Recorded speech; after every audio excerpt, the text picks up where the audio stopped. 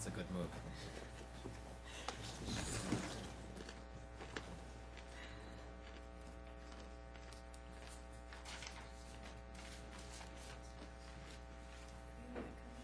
I guess this is us, so might as well start. You leave us that time? I don't know. I didn't. I'm not sure. I haven't heard anything from him. Joe's not here, at least he's late. So. Hey, Andy, may I ask a question before? I missed last week's ProStack meeting, and I was catching up with Jim Payne today, and he had said that there's a chance that the other two parts of Community Park East won't get started until next year. Is that true? Possible. You're going to be getting a calendar and sequence of events when you have the next contract agenda. It's either the first or the second meeting in October. So we're not going to see any bids until then?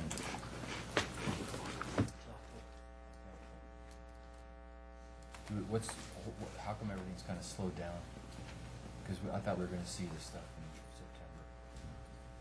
September.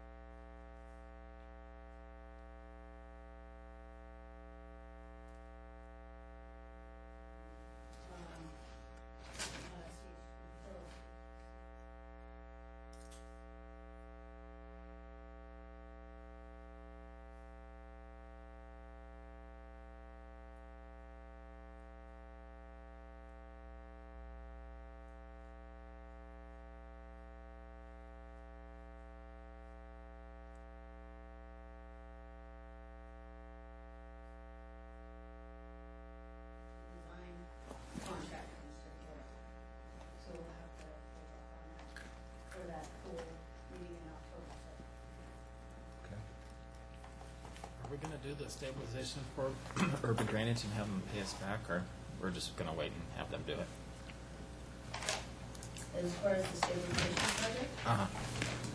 an IGA will have to be designed for that project separate Uh-huh. from the Three Parks project, so.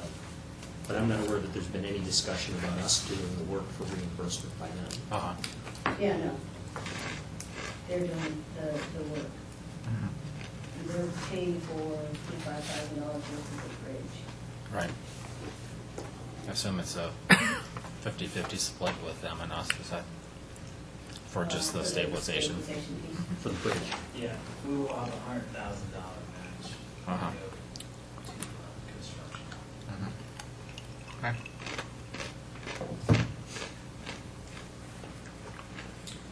All right.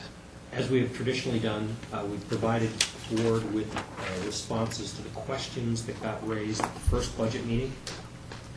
Those are on 2 sheets with numerous attachments. I believe there were as many as 11 items that had gotten raised, the questions that were raised at the last meeting. Any questions on that as we're going through, please feel free. We've also listed what we described as the policy issue, policy discussion items. Assuming we wrap up tonight, it is our intent to schedule board discussion on the follow-up items and do a work session next Monday evening. I had 3 on my list. Paul had 4. The one that was in question was number 2 on the policy discussion. The property tax, philosophical discussion. I guess I didn't pick up on it because we've had the discussion every year and it's always been the same. There's one individual who wants to increase property tax and reduce sales tax. Apparently that came up 2 weeks ago. So whether the board wants to talk about it or not. But the landscape fee, property tax, the staff's recommendation on changes in the reserve policy, and then the last one, which actually is a question and a policy issue, is what are our options for dealing with the privately owned streets in the Waterford subdivision. Okay. All right. And we'll have ample time to go over the questions as well, whether you want to do that tonight or you want to do it next Monday, or both. Tell you what, why don't we plow ahead with the budget, and then we can, depending on, I assume we'll have time also then tonight to come back to the questions, unless you're prepared to do it the other way around. Fine. Page 16, the landscape fees, where we left off.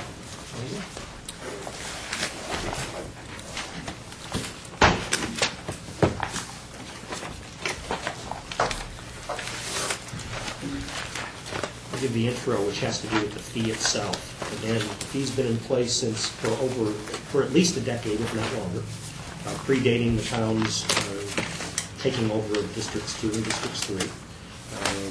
There was a modest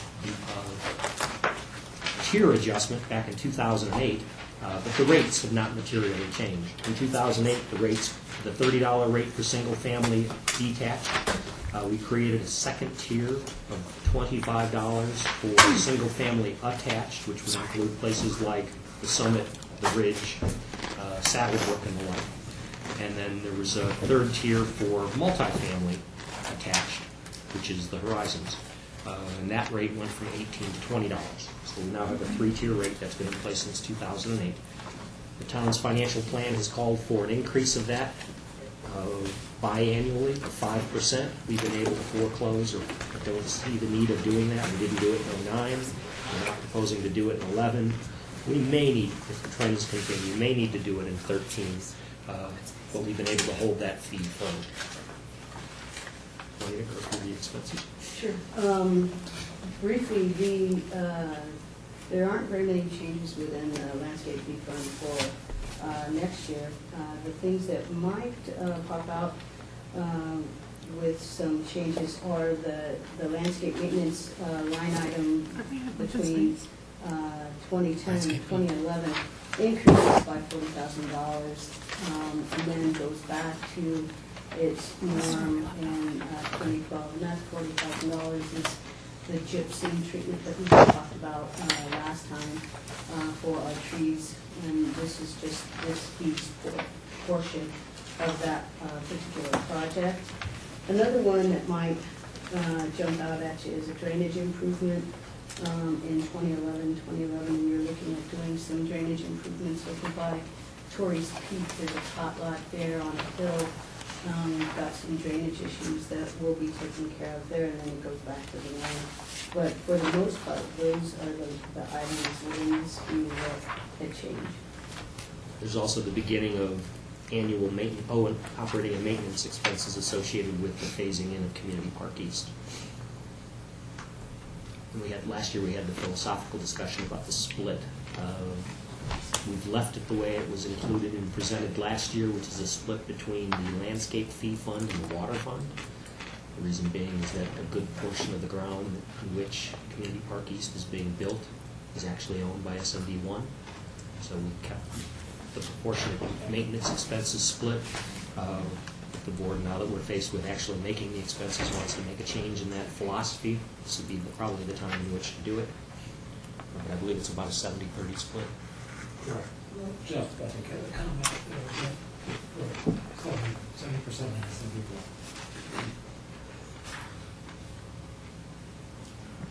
What would be the reason not to? I mean, what would be the argument to not do this?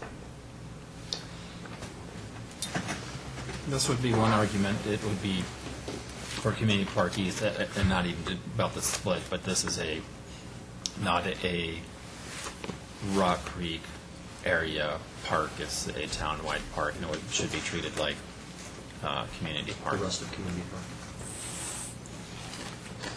Not taken out of the landscape fee or out of the water district. Okay. I'm What sorry. is Community Park taken out of? General. General fund. It's not a landscape fee area. That's why we included the tab on maps, because that gets muddied every year.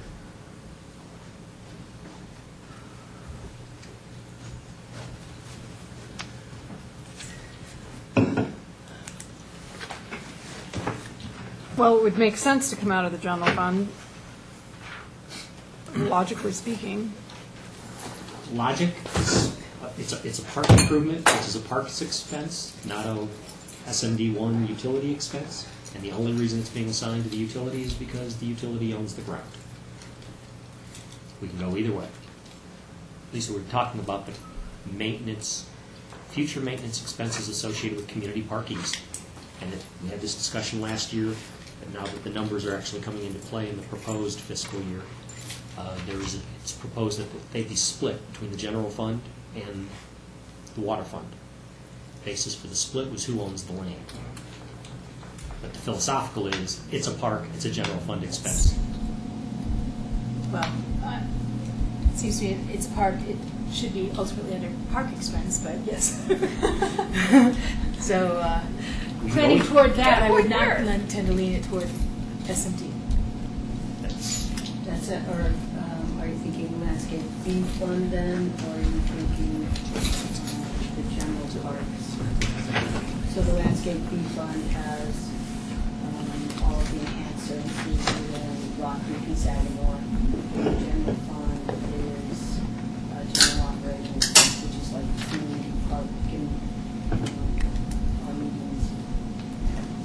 And Purple Park and that sort of thing. No, Purple Park is all landscape fee fund. I know it's Well, a they're little all bit confusing, different but your then. maps inside your budget book will kind of help you out a little bit. And again, this split was as part of the dissolution way back in 2003, 2004. These classifications were set up with the two districts and the town. And so generally speaking, the general fund pays for the community park and any of the medians along McCaslin, Rockland Parkway, and Colton. But the other areas, the lighter green areas on the classification map, are your landscape fee fund areas.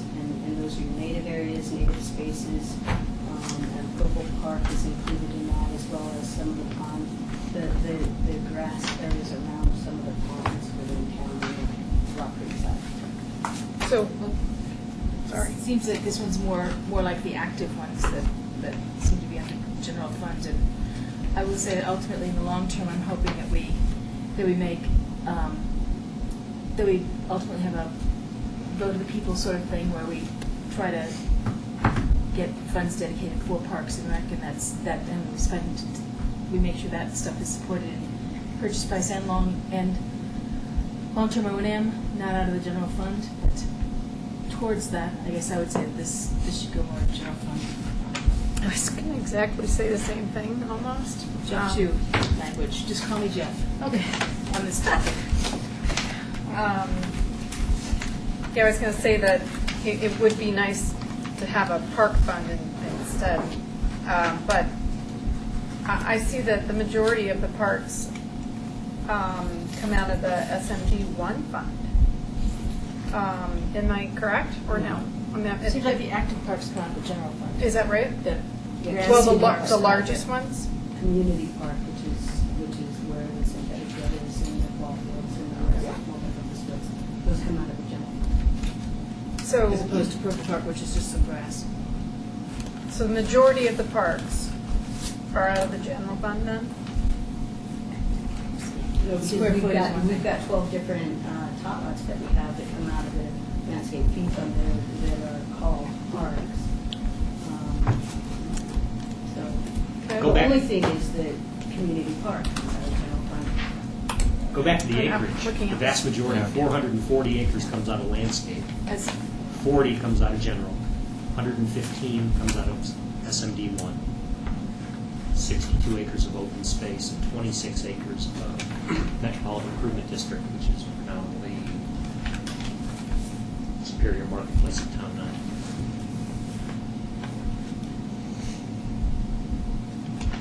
Well, not having a park fund, I don't know, I don't really care at this point. They're split all over the place.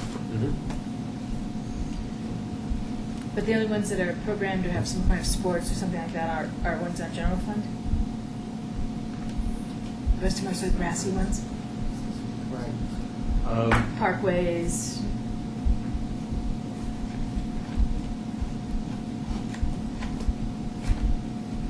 I'm not counting green belts. Right, like Purple Park. Yes, it's. Most of them do. There are exceptions in every case. One of the most significant ones is Town 9.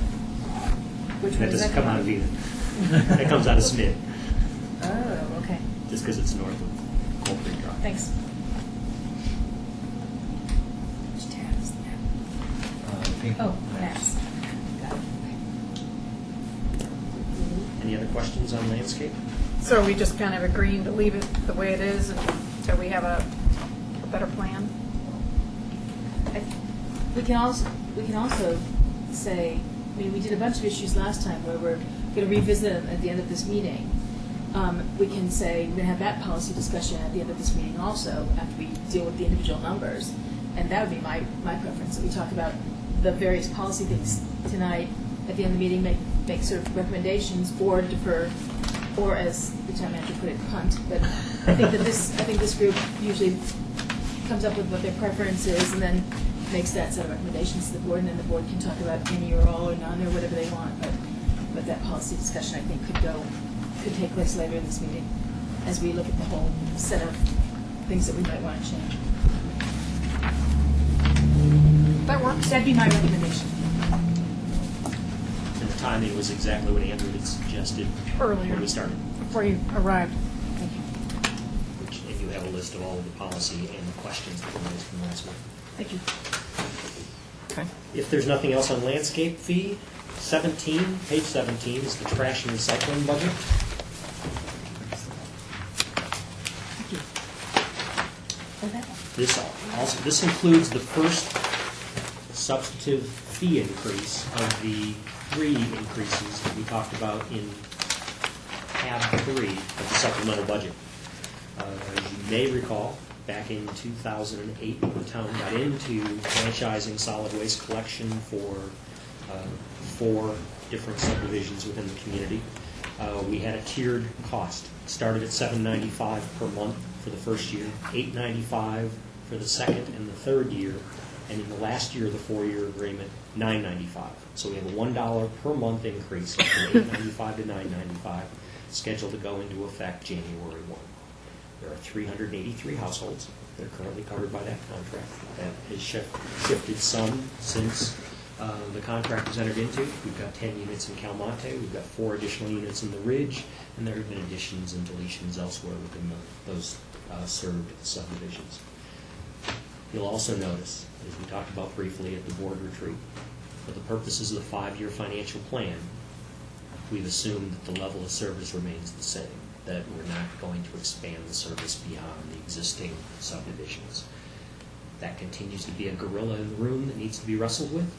The contract expires in 2011, and right now the adopted board resolution says that the town's going to take it over in 2012. We just need to have that discussion pretty soon. It's on the RCAP work plan, and our schedule is, I think we're scheduled to go out for bid, I want to say in February or March of 2011, for a service contract that will begin in January of 2012. Thanks. 0 complaints in this? People aren't complaining about their water bills, or Seems like a It's kind of a very, big savings from $18, so. it's a big savings for most people. Yeah, it's huge. Savings with better service, so it's hard to argue with. The interchange district.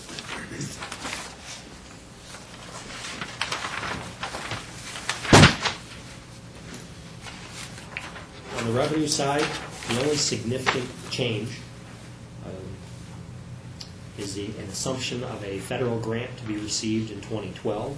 We've timed the receipt of the federal funds in conjunction with the anticipated expense, all of which is related to the interchange. For these purposes, we've used Alex Ianello's most recent cost estimates for the development costs of the interchange. We've maintained the level of federal financial support, which has been committed by Dr. Cog for a number of years. Recognizing the cost has come down significantly, we were talking about a construction cost of $12 to $15 million before. We're now down to an $8 million. It may be a little bit unreasonable to anticipate the federal funding level would stay at the 4.8. So, but even if it comes down, we're showing that we have the economic wherewithal with existing fund balance to undertake the kind of an improvement that the town wants, which is building. So this implies, this assumes we're not dependent on Louisville at all? Correct. Okay.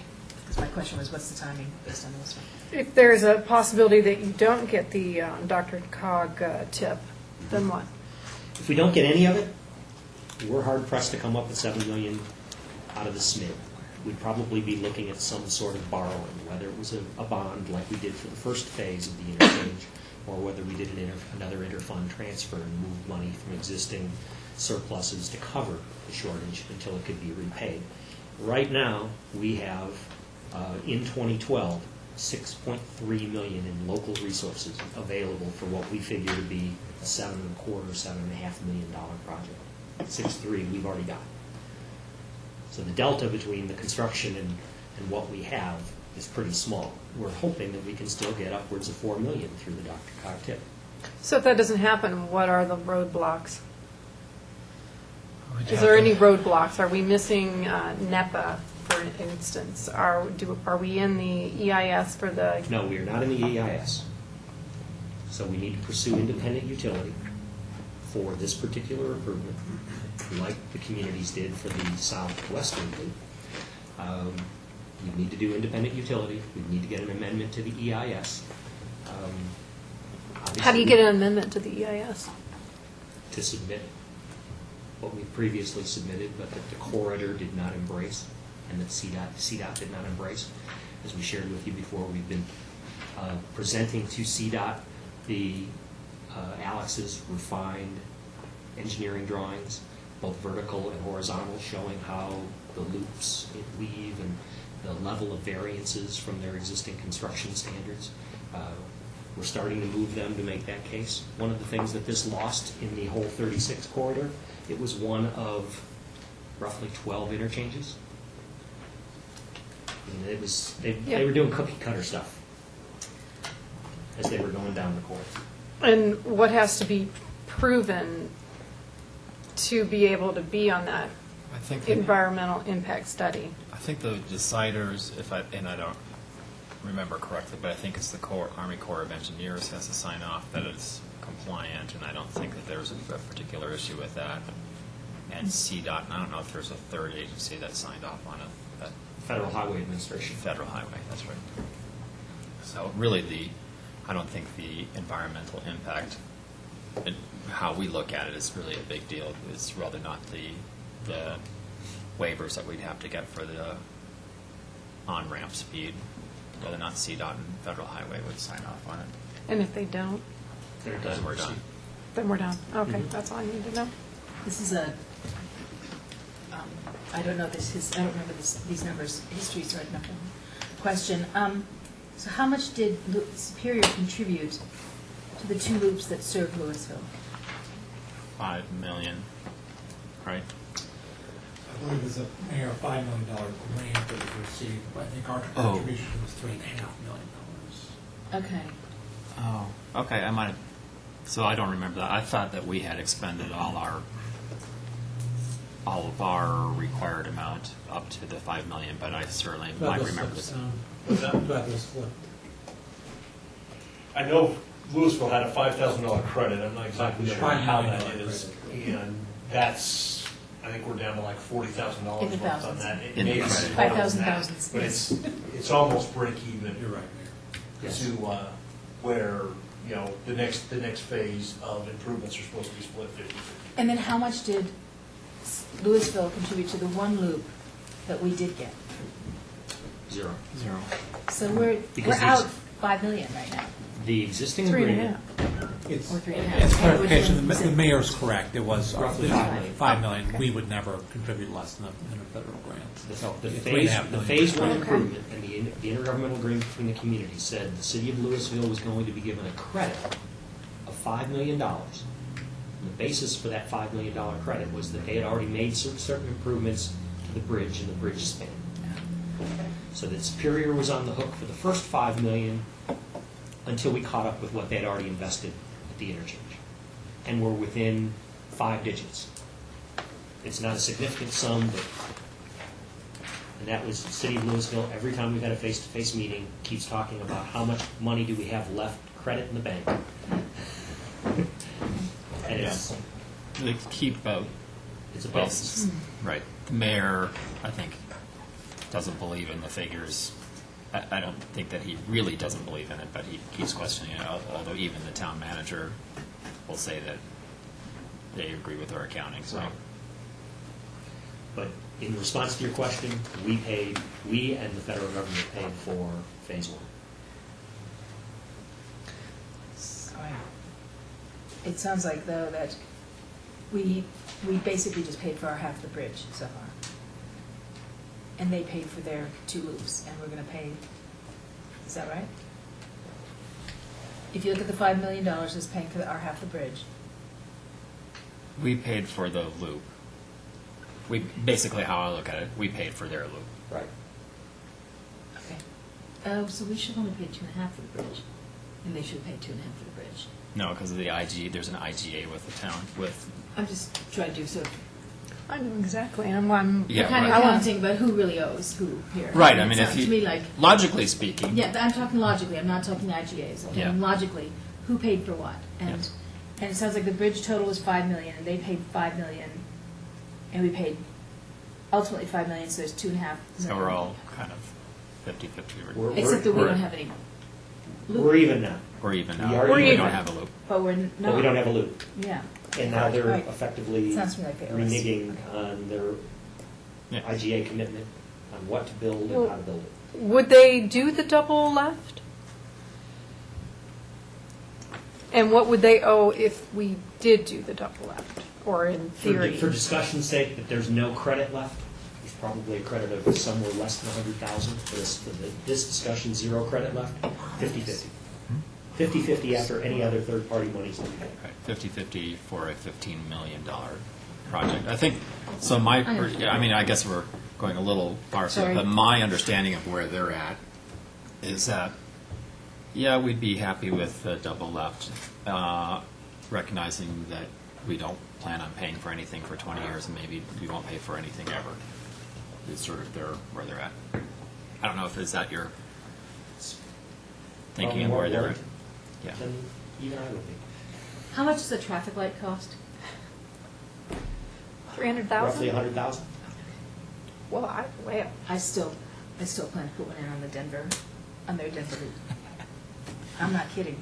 Okay, anyway, You can stand out there with a stop sign. there you go. School crosswalk? That's exactly right.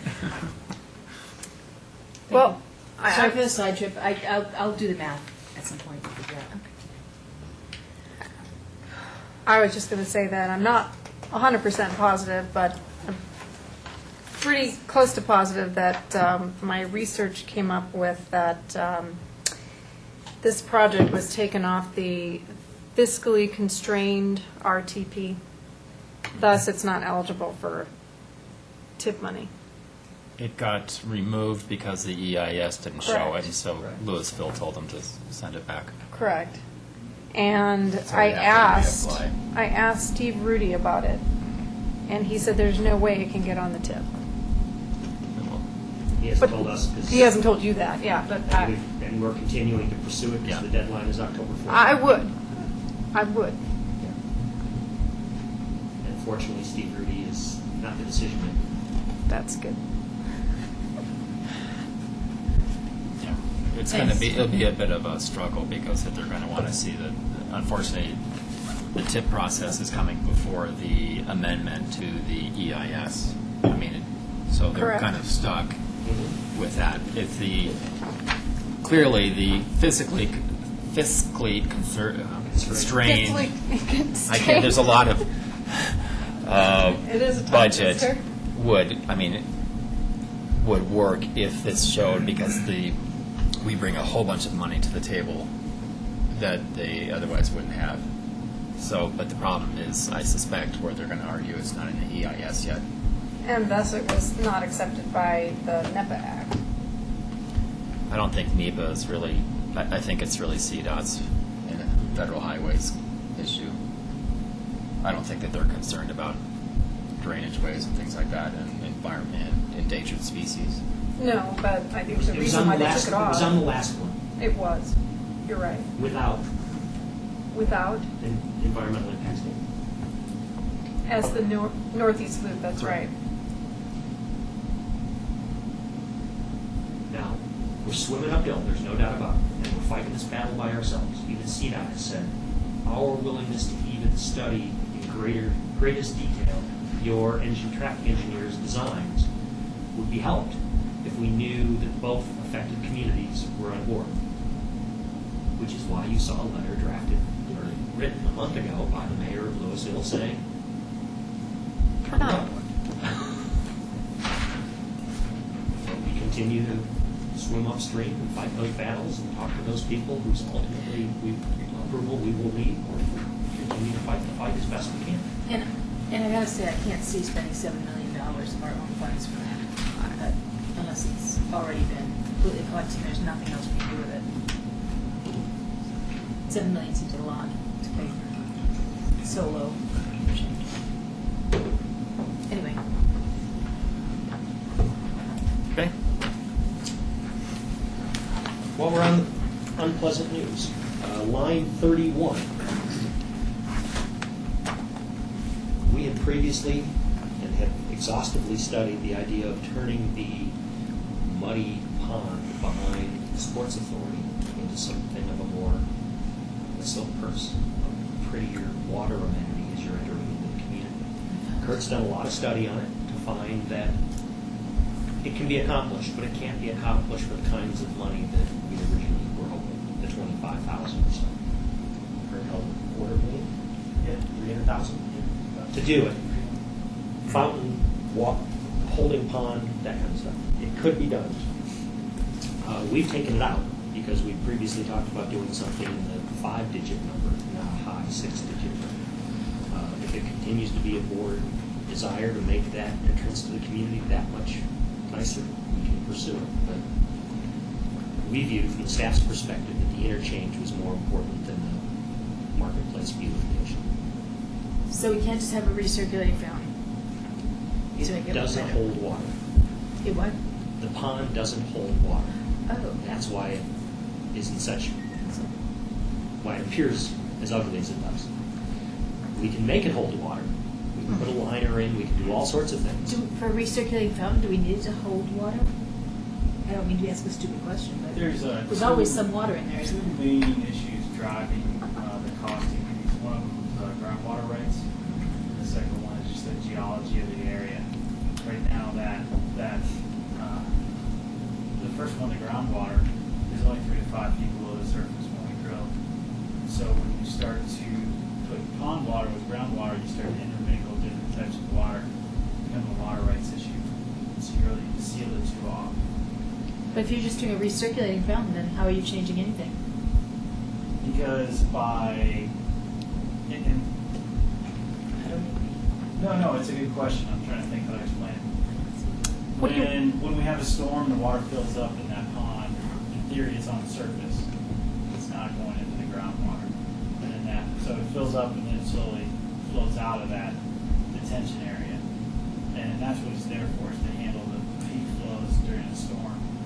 Now, if we dig a hole there, what we study is we have to go down. When we dig a hole there, we'll essentially expose groundwater. Groundwater will be the water that keeps it filled up mostly. And now you're pulling on water that you have no right to. Where's that water coming from? It's just part of the natural groundwater. How about if the recirculating fountain that floats or something only works when there's water in the thing, and otherwise it's just a pretty sculpture? Well, It never it's flows not anything from the necessarily, groundwater. it's more the interface between surface water and groundwater. I'm saying we never touch groundwater. Just so a recirculating fountain looks like a vault. Sorry, I was misunderstanding what you're saying, that like some sort of vault. No, I mean, I'm thinking you about mean the a kind of, large- are there fountains that float in Lake Washington, in Seattle? That on each side of the highway, they just float there. Right. And they just bring water up through them, and they have. But they're floating on water. They're floating on water, and that's what I'm suggesting that this could do. It never It- touches groundwater, it just floats, it just This one recirculates has the water maybe 10 days a year. Really? Yeah, Those it's ponds? It's a muddy pit. It's just a low flow, like a wetlands type thing. It's not filled with water. There's no depth to the water there. Okay. So maybe that's where the confusion. That's where my confusion lies. I thought I saw water most of the time. No. No. Is there anything that we Maybe could I'm thinking do of a pond. Okay. just so it isn't mud? I mean, will cattails or something just cover love it up? Can we do cattails. that? I don't know. It's just, Kurt's other suggestion was to berm it and Mangroves? landscape the hell out of it. Okay. Do what? You don't berm it and landscape it. So I so that we don't don't ever see it. Yeah. Oh, sure. Whether there's water or whether there's mud Mm. Okay. as an alternative. That's a good one. Well, And plant some little wildflowers on the berm. I like the cattail. all right. Do Well, that too. to be decided, and I don't think we have enough information. $250,000 Isn't worth it, but maybe we could explore some of those other issues. You know, that some. Is there a, I mean, just for something for me to work with, is there a number that makes sense to the board? I can try to see if there's alternative fit within that comfort level, Our berm's expensive. or what? Our berm's expensive. Moving the dirt around is expensive. Below 100,000, how about? This is a starting point. Does that sound fair? Just to, I mean, it's not going to happen in 2011, but for future years. Yeah, we'll talk about it. Line 32, we've talked about this before, it's part of the never-ending issue of how do we clear Marshall traffic, get it out of Superior Marketplace without backing up past First, Second, and Sycamore. And we've done a lot of things with signal timing and all of the rest. This is actually the last gasp at maximizing the efficiency of that intersection. And we define it as a triple left. In fact, this information was shared with the TSC last week. If you visualize the intersection right now, there's 4 lanes. There's a double left, a through, and a right. So this proposal would be a 3 left. The right-hand lane would be, Straight or right? so you'd have left-hand, and what we're talking about is almost interstate-type overhead signage. Inside, left turn lane 36 west. If you're going to Boulder, this is the lane you want to be in. If you're going to Louisville, onto northbound McCaslin, you want to be in the center lane. And if you're going to US 36 east towards Denver, you want to be in the third lane.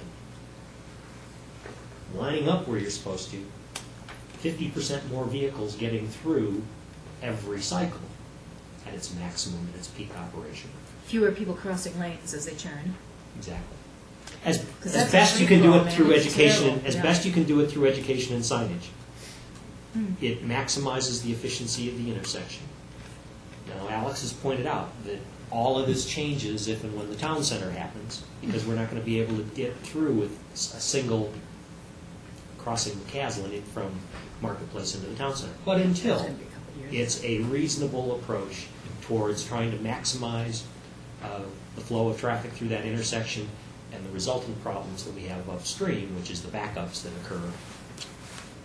And because the traffic light costs roughly $100,000, that's why the budget's about $100,000? Now, the traffic lights are all there. This is Sure. this is signalizing. This is street markings Go and ahead. signage. Wow. So it's some apparatus that comes over. It'll look like an interstate sign. Some additional, the hardware on the signal will change a little. as well. At the intersection or before it? Both. Okay. You have signage before interstate side, probably lighted, and then when you approach the intersection, we'll have hardware changes with the lights up on the. Is it something that can be recycled and used for, when the town center arrives? The stuff that happens in the control box is negligible, and then the striping is very, very easy. I don't know that there's a lot of reuse for US 36 West signs. But sorry, go ahead. Just the apparatus itself, I don't know, is that costly? Probably the biggest element of the entire expense. But you can reuse it? Somewhere else. We've also talked about this as a way of fixing the off-ramp merge at McCaslin. Also, right now you have a double right. Nobody uses the second right. Everybody uses the inside right and then decides where they want to go after they've gotten onto McCaslin. We've also talked about doing some sort of a similar installation on the ramp. If you're going to the marketplace, you want to be in the right-hand lane. If you're going to go to Superior on southbound McCaslin, you want to be in the middle lane, so that you don't have that need as soon as you get off. That's precisely what I was going to ask. Was this going to solve that? This will not solve it. This is an issue with maximizing getting people off of Marshall and out of town. I would almost rather see us kill the right with no turn than what's happening now, because it's just so TSC is looking at dangerous. that as well. That's one of the It's alternatives. so dangerous. I guess one other question, oh golly, so, I think it was supposed to that other turn. That was. That's not included in here, that's not included within this number, but it is something Oh, that, I was gonna ask what that intersection is rated now. D? Alex, the report, you want to take that? You coming off the ramp? or No, something? coming off of, Marshall. I mean, Marshall. 36. The one that we're talking about possibly solving with this Probably idea. C to a D and P, I imagine. It's working much better, because what we did is we stole time off of McCaslin and lengthened the green cycle on Marshall. There are times if you're sitting at the absolute back of the line, and it's amazing how people line up on the inside even though it's a double left, you might not get through every cycle, but it doesn't back up nearly as often or as far as it did before because of the additional green. But this is a recognition that we've done all that we think we can do with signal timing. Now we're looking at something more structural. Are we continuing to hear complaints, or are we having accidents? Or neither? I can remember one accident that we've had in the last year and a half, because it involved one of our employees. Involved what? One of our employees Oh, God. leaving here to deliver packets. I haven't heard any complaints lately, but whether that's we've complained long enough and it hasn't done anything, so we're going to stop complaining, or if it's the lines may be long, but I still don't have to wait for multiple cycles. Or I can get out of Sycamore without having to deal with backup traffic. C to D. So is 100,000 enough for the analysis also, or is that going to come out? I mean, is Alex going to run some models, or has he already done that? For the triple F, Uh-huh. it's done. So that's done. Yeah. We're in implementation phase. Okay. But did it move the intersection to a B? An A? In May, I have to double check that. Not an A. Probably C. Yeah, because It's A all is C. A be free flow all the time. What's the parameters for A? How many seconds? I think A is free flow, It's right? free flow. No way to try to. And 225 and 214 is. That's street replacement. We had money budgeted this year for street replacement. Okay. It's a line for A line down. Sorry. Kurt's assessment of Sycamore, 76th Street, the other streets that the town controls, or whether we do not control Marshall, but the other streets, 5th, which is effectively the entrance drive into Costco Target. Those that we do own, we're in pretty decent shape, and didn't warrant reconstruction this year. Particularly if we're going to see some activity on 76th, like Guardian, and if we're going to see things like Oxnard, let's do it after that gets done. So he's pushed it back because of existing condition wasn't as bad as we thought, and we've got some other things that might tear it up, so let's wait till that stuff gets done and we can be done with it.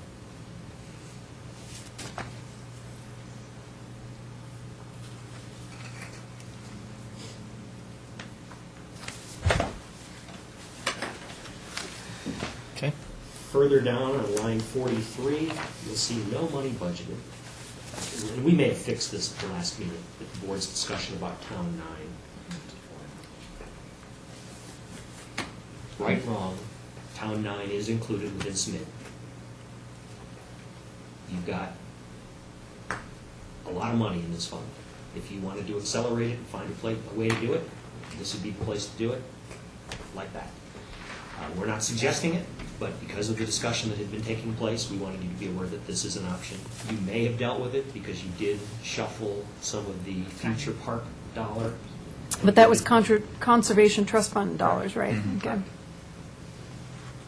It was budgeted at 13-14, we moved it, based on the discussion, to 12 and 13. So it would be the next thing to be attended to after Community Park East.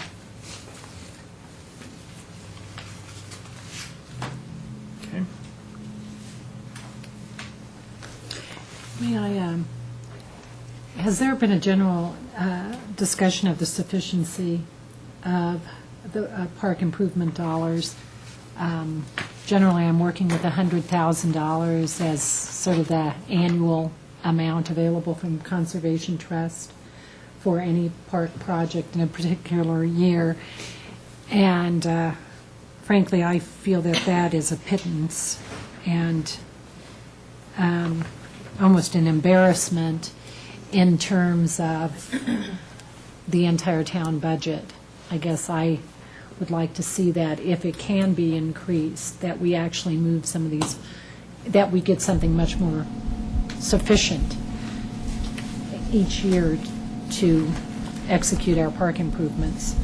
Because at this rate, it's a snail's pace. I mean, $100,000 a year is just evaporates with very little impact. And I think the other side of that is the town residents have never voted for funds for parks. And so that's, I think the point is we need to have a ballot issue that sees what people's willingness to pay or wantingness to pay for parks is above and beyond that amount. I think it's great to invest in more parks, but the budget that we allocate is for all kinds of services, and there has never been beyond the establishment of the initial parks, there hasn't been more allocated by the citizens for parks. And I think a ballot issue makes a lot of sense, but we haven't done that. Is that the only way to fund them, through a ballot issue? We've had other services. Well, talk to me more about this, What you're Smith. hearing was the discussion that Yep. took place in 2007 and 2008. Thank you, Trustee Chu. Yeah, you're welcome. So you guys told me And the that. basis On was park issues. huge future expenses needed in hardware, hard stuff, hard service, particularly streets, but even water, sewer, and the like. And while we had some fund balances and the like, it was not in perpetuity. And the board's discussion at the time was, we don't want to be maintaining our streets or adding new park amenities. So the winner of that debate, if you will, was, we're going to find a finite revenue source to devote to new park amenities, $100,000 from Conservation Trust, and take it off of the general fund CIP. Right, wrong, that was the philosophical discussion and written policy, but the guidance the board gave us in 2007, 2008 kind of split the baby. The alternative was, if we're going to be spending $2 or $3 million a year on streets, parks isn't going to get anything, at least from that group. So this was our way of coming up with a reasonable compromise. Yeah, steady stream. Steady stream that they didn't even have to fight for. Right. But where that falls short is that steady stream is fine and dandy, except when we introduce the concept of a whole new park, which then pulls from that stream and then delays the projects that were in the queue. So, and isn't that what's happened with Community Park East in relation Those to elements the... were all in the queue. Now, the queue changes every year based on the composition and the wish lists prepared by your advisory group. But, in 2006, the highest thing on the list was dog park. Now, where it was going to go, how big it was going to be, and how much it was going to cost may have changed over the years, but it was the top of the list. Well, I think that's an intellectual debate. People disagree on that one, whether or not the Town 9 was ever finished to the degree it was agreed to be finished. The Yeah. board received from its 9-member Yeah. pro staff. Yeah. There was a wish list of about 28 items, far beyond the 5-year financial prospectus of our multi-year budget. The items that are getting done now were at the top of that wish list. So returning this back to the start of my question, if we were to be serious about expanding that amount to some sort of level that allows us to finish out certain projects sooner rather than later, is there any logical source from which to pull other than doing what Lisa suggests, which is going to the ballot?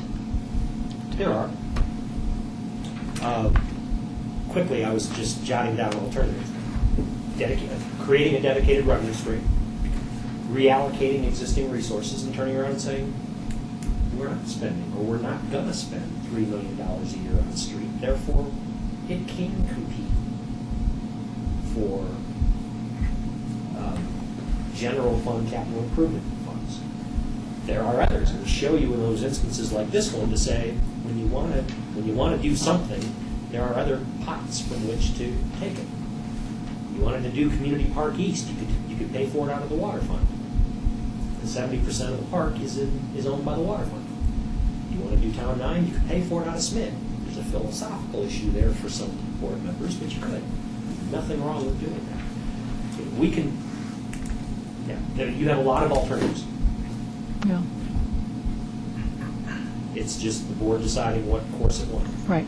Well, I would just like to be on the side that says I would rather see Town 9 improved to some level, if not finished, before this 2012-2013 window I'm hearing discussed. And we did ask it to get moved forward, and I think that's one of the policy things we'll be talking about at the end of today's meeting. Isn't that on the list?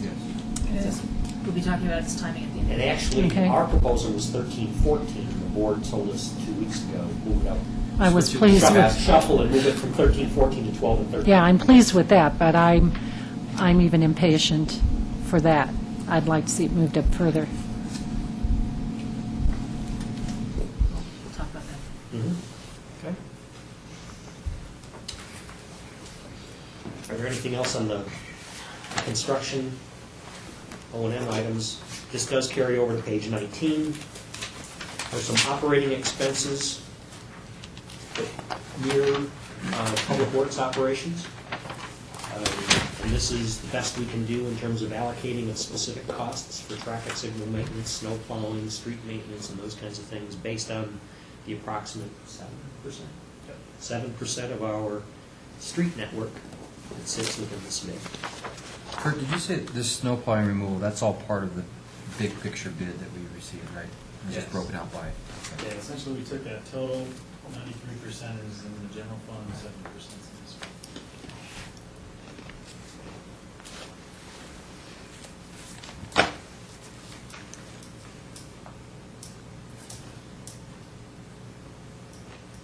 And those fund balances down on line 64 consciously been accumulated over the years in anticipation of phase 2.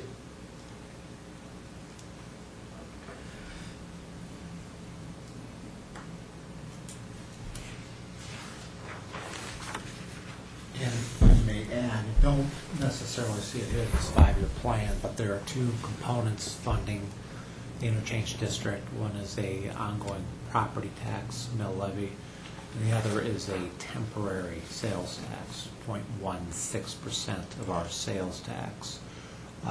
Was voted and enacted in 2003 and will run through 2022 for the exclusive purpose of interchange improvements. So within, 10 years or so, that revenue source. On the previous page, line 16, absent, or 15, absent any action, that goes away, that $400,000 a year goes away. And so how much does that accumulate from wherever we are now through that time period? How much money would we accumulate that can only be used for interchange improvements? Well, that generates $400,000 a year. 400 a year? Right. Okay. And what's the balance? 6.3? We're already at 6.3? I'm sorry. The balance is, with the manager reference, that line 64, the ending fund balance, that's total cash in the bank, and the cash comes from primarily 2 sources, sales tax money and some property tax money. So basically, if we bonded on the 36 interchange Northeast Loop, this would pay for it. If we had the ability to bond. We haven't looked at that yet. There are coverage ratio issues, things of that nature, because we already have some debt outstanding that is being serviced by those particular revenue sources. But hopefully It's with... not Louisville's loop, is it? No. Default on those babies. The hope would be that with a Have them repossess 3.3, if you got the tip for 4 point something or other, you're already at 7 something or other, which covers the whole interchange. Right. and we may be getting ahead of ourselves, but if you flip to page 20, when we talk about the interchange debt service, the bonds we issued, and are paying those off, we also, if you'll look at line 32, the ending fund balance or cash in the bank, there are funds there as well, again, for the purpose of paying for interchange improvements. So when I told you that we have 6.3 million available for the loop, I was taking the fund balance out of the debt service, the fund balance out of SMID, and the difference between the cost, what we've already budgeted for, $1.6 million, adding those all together, we have 6.3 available. For today. Town resources. It can't be used for anything else anyway. It could be used for most anything you want to do within the geographic area of SMID. Yeah, this has got to be. You could build the damn nicest park you ever Many wanted. Tell me the geographic area of Smith. It's in your maps. Pinkerton. So Pink Paul, tab. while you're moving to that one, though, so the fund balance includes the, whatever we keep for Bond reserve. bond reserve, It thank you. does. Okay. And the bond reserve has a $500,000 covenant. So while we're sitting on 1.7, if I'm reading this right. we estimate to end this year, next year, Oh, 2 million, 2 million, right. 1.9, 2.1. Yeah. Yeah. And, Includes and, the and there's the $500,000 note, there's the reserve. 500,000, okay, yes, thank you. So, just getting Does that back, answer your question? Yeah, I'm seeing original Town 9 Park right there nicely in there, aren't I? Yes. Okay. I didn't know that until this, well, your previous comment, actually. so before we move off Smith, I did have also just one question. So it had to do with a design for the bridge, or I mean for the interchange for this upcoming year. So when will we decide when that would be, we'd execute on something on that? After we get, presumably we'd go through the independent utilities, and if we got through that, then we would start expending that type of money. Exactly. This has been consistent with your multi-year plan that we were going to design in 11 and build in 12. We're not going to pull the trigger on design until we know it can get built. So Okay. And you're right, it's probably optimistic to assume that we're going to get EIS amendment, independent utility, sign-offs by CDOT and Federal Highway Administration, Optimism is good. and design it all in the next 15 months. Well, I have utmost confidence in our staff that you'll be able to complete all of those in 12 months. Thank you.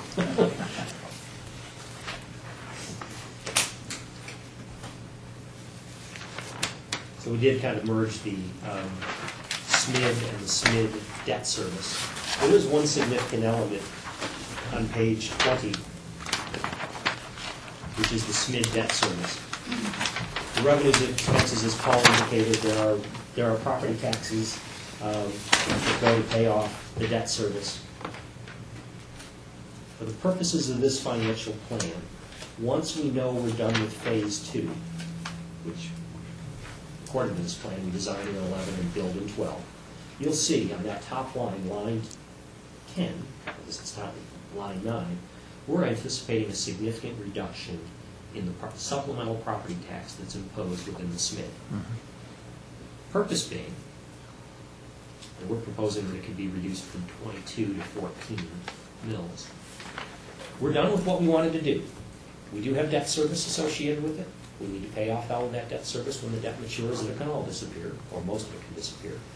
But now that we know we're done with phase 2 improvements, we don't need to accumulate any more money, the millions of dollars that we've accumulated over the years in anticipation of phase 2. And we can reduce it down to a maintenance level. That's the significant move from 22 to 14. It ties into some of your economic development initiatives. Some of the property owners over there, but the vast majority of the businesses that occupy the area that we're talking about within the SMID are tenants. Most of them pay rent based on triple net, so they pay their rent includes taxes and pass-throughs. This is an opportunity to provide direct relief to the property owners and the tenants in your largest business engine. Scott, you've referenced Phase 2 improvements several times. To the uninitiated, what is a Phase 2 improvement? Phase 1 is the loop that exists. Okay. The loop out of Louisville that takes you to Denver. Right. The Phase 2 improvement, which is what we've been talking about Is most that the- recently, is the northeast loop, Okay. which takes Superior northbound traffic and takes it to. Okay.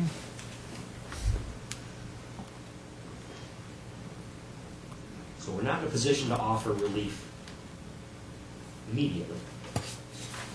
But this, we wanted to show in the financial plan that once we're done with what we've intended to do within the SMID, and all we have to do is maintain it, we can significantly reduce that supplemental property tax.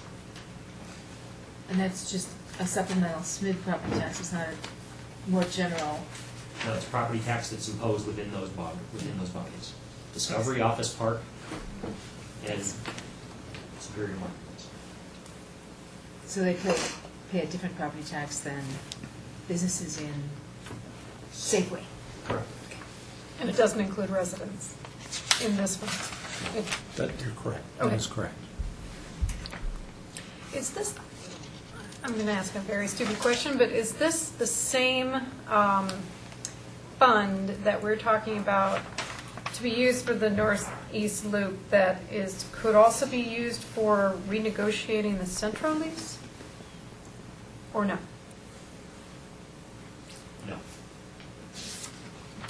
The central lease, central debt. We'll get into that shortly. Comes under SURA. And we owe them roughly, for discussion's sake, roughly $12 million. And it's a negative amortization, and the balance on our debt increases and will continue to increase through, we estimate, 2018. Before it starts, we're actually paying more than than our interest payments are. What we're doing is we're talking to them about buying that down for a discount. If we owe them $12 million, what would they take to walk away from it? Okay. Sura, that was the magic word. All right. Thanks.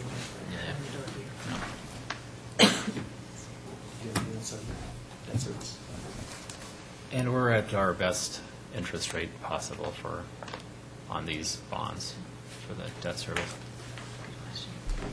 If we were to go out and issue debt today, it would be less than the debts that we currently have outstanding.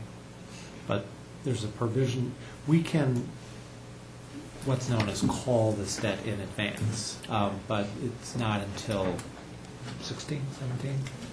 It's not until 3 or 4 years. Oh, okay. So we can't do anything about it anyway. We can't refinance or anything. It's that not penalty? financially advantageous for us at this point in time to refinance. A few years down the road, as we get closer to 2016, and if we're in this interest rate environment, then yes, we would be looking at refinancing What's the rate, do you know, off the top of your head? for, Okay, so it's not horrendous. SMD loan? All right, I'm sorry. or Just any of the debt. for our current, Yes. for SMD, for MID, our current interest rates. Yeah. They probably blend to average between 3.5% and 4%.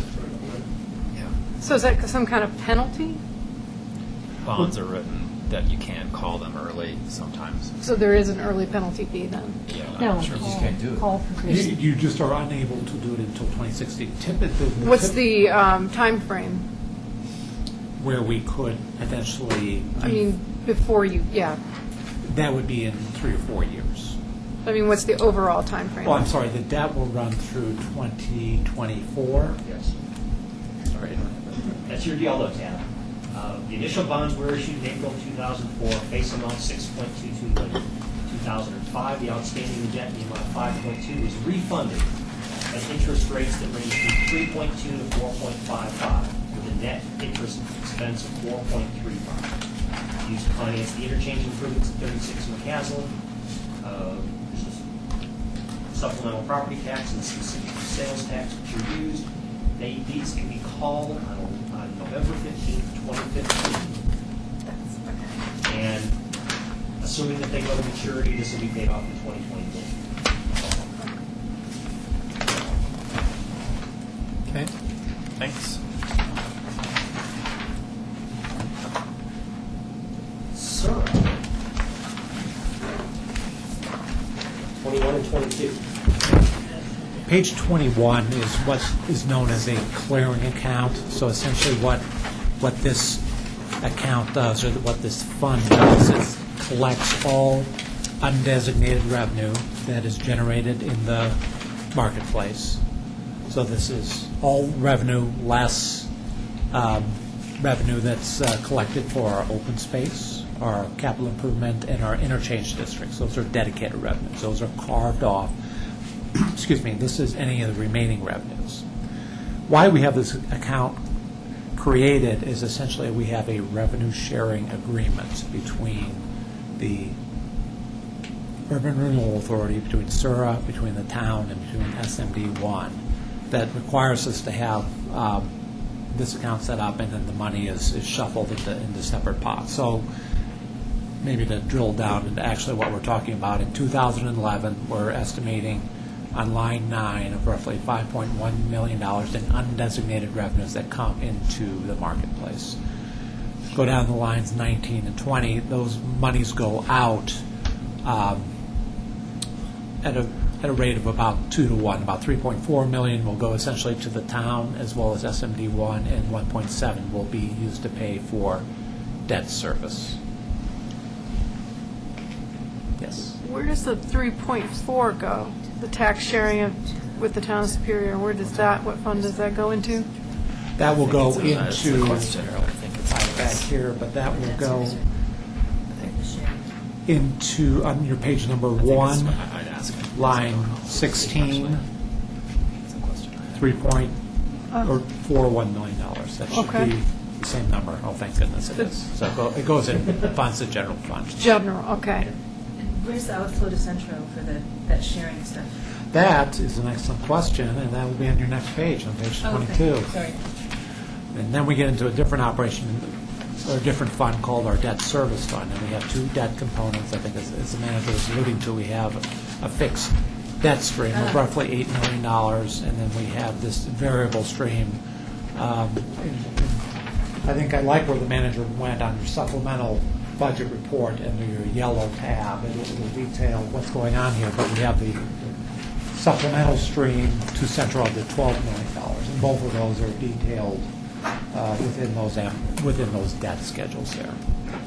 So then so the 1.7 million that we saw on the previous sheet on page 21 will roll into this SURA debt fund, and about $1 million of it will go to pay bonds, and about $700,000 will go to pay Central's obligation. I'm sorry. What page are you on? What Paul? page? I'm on sorry. page 22 now. Yeah, I'm not seeing that Centro thing. That is line 22, something called additional SURA obligations. And explain to me what the Centro obligation is. I'm not familiar with that one. When the- Sales tax sharing stuff. Go ahead. When the marketplace was incented, there were two different levels, actually three, different levels of subsidy financial support. There was a municipal referendum to authorize a $10 million subsidy. And that was done through a conventional bond issue. By the way, that was a 10% interest rate. In 2007, we refinanced that 10% debt at 3.985, so significantly benefited. The second and the more significant one was what started out to be an $11 million loan offered by the original developer, now since assumed by Central. The schedule represents an additional developer liability of $11 million in change. Interest on the SURA obligations accrue at 8% per annum. So 8% on $11 million is $880,000, and we're paying them about $700,000. That's where the negative amortization comes in. Bond proceeds were used to finance public improvements within the SURA boundaries, including utilities, streets, and traffic improvements, being paid back by a 3% sales tax within the district, so on and so forth. So you've got the schedule, which shows we currently owe on that initial $11 million. We have a principal balance of $7.7 million, and we have an interest balance in excess of $5 million, so we owe them about $12.7 million. That continues to escalate. The unpaid interest continues to escalate through 2018. before we start actually making payments to them annually greater than what the interest rate is. That's what we've been talking to them about and attempting to refinance. Right. Can we buy you out of this $800,000 annual payment, roughly $800,000 annual payment, in exchange for a one-time big check? And I guess the question I had was coming from, maybe it's the same thing and I'm just not recognizing it's the same thing. When the tax money comes in, the first tier, we get all of, the second tier, we share 50-50, the third, something like that. That's the transfer I was wondering about as well. Is that the same 1.7? It ultimately works into that Okay. 1.7. And we can, and there's a graphic that Jeff has that actually is very good at explaining how this works, and so we could certainly pass that on to you. No, It's a I good just visual. I just want to know where it was. Yep. Yep, that's where it is. Thanks. The other nuance of this debt to Centro is the agreements that were originally entered into with the predecessor, and Centro has since assumed, says that whatever debt, this is why we think that we're entitled to a discount, says whatever debt doesn't get paid off by 2025 Right, evaporates. right. So we think we're going to pay it off based on current performance in 2022. They're very optimistic it's going to get paid off too. But if something should happen, like a box or two, significant box going dark, they're on the hook, they're not going to get all their money back. So that's why we think that our writing a big check to them is worth a significant discount. And their response thus far has they have been not interested. They were willing, recognizing the $12 million payable over the next 15 years, has a net present value of something less.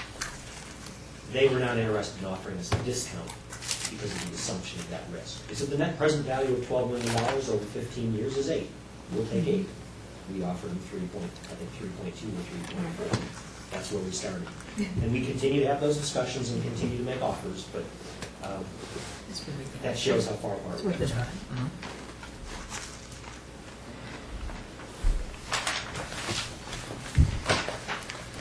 are. Next two pages are additional debt service funds that we have for Superior Metro District Number 2 and District Number 3. These, again, are the districts that were dissolved in 2003, with the town assuming management of the operations of those particular entities. What we see here is the survivor debt that runs through 2018, so your role as the Board of Directors is also as a survivor role of the Board of Trustees, or I'm sorry, the Board of Directors for these particular districts. So again, just debt service. We're projecting in both these cases, not next year necessarily, but in subsequent years, beginning in 2012, of a gradual mill levy reduction. But ultimately, both these debt streams will end in 2018. And again, these are the only pieces of debt that we potentially have an opportunity to refinance right now. So Mr. Stone and I are actively working on some potential refundings for both of these items, which hopefully you'll see over the next month or two. Any questions on through page 24 then?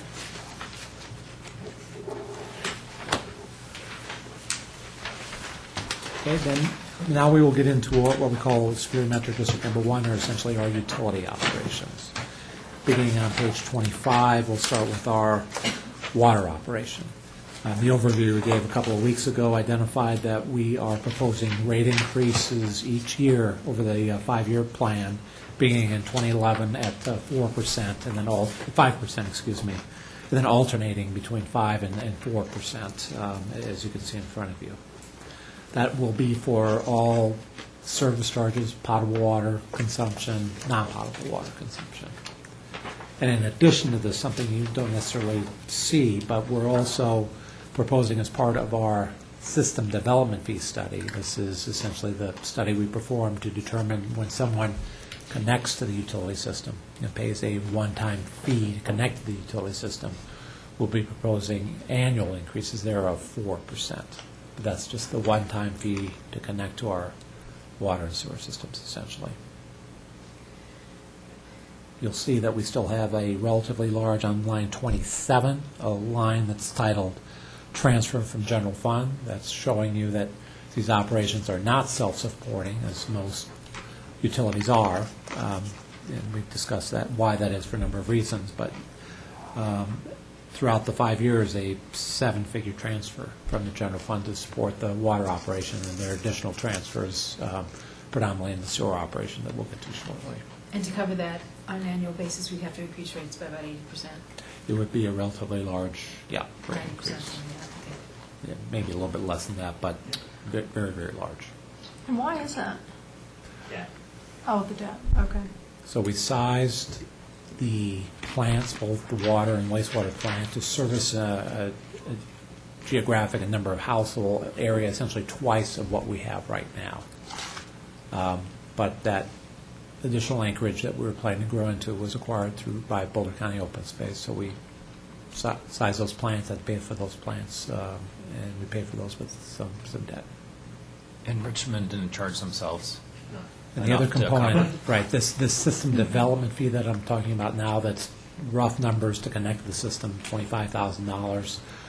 Richmond, MDC Holdings, who was essentially created and was in charge of Superior Metro District Number 1, gave themselves a break on the system development fee, and they were charging themselves something in the range of $5,000 to $7,000 to connect to the utility system.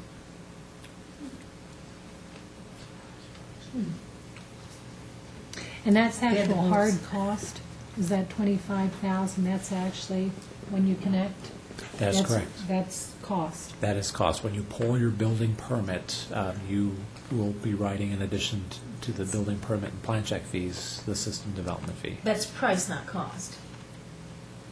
And it may be You a told me matter it's cost. Spoken. I know, that's why I'm by- clarifying. well, because Spoken like an I think you're economist. not getting the answer to what you thought you were getting, so that's why But- I clarified it. It's Cost based, or price? Price. that is the price, Price. based on I would argue, based on a cost analysis, a cost survey. And we look at the assets that we need to recover for, divide by the potential number of units that will connect to the system. At the end, it's a very simple math equation, but getting there takes some getting to. And at that price, we cover the costs for the whole system, sort of making up for all these past undercharges. When all town is built out, or when a little bit, at what point do we reach this crossover? It sounds like we more than recover costs if town center is built out.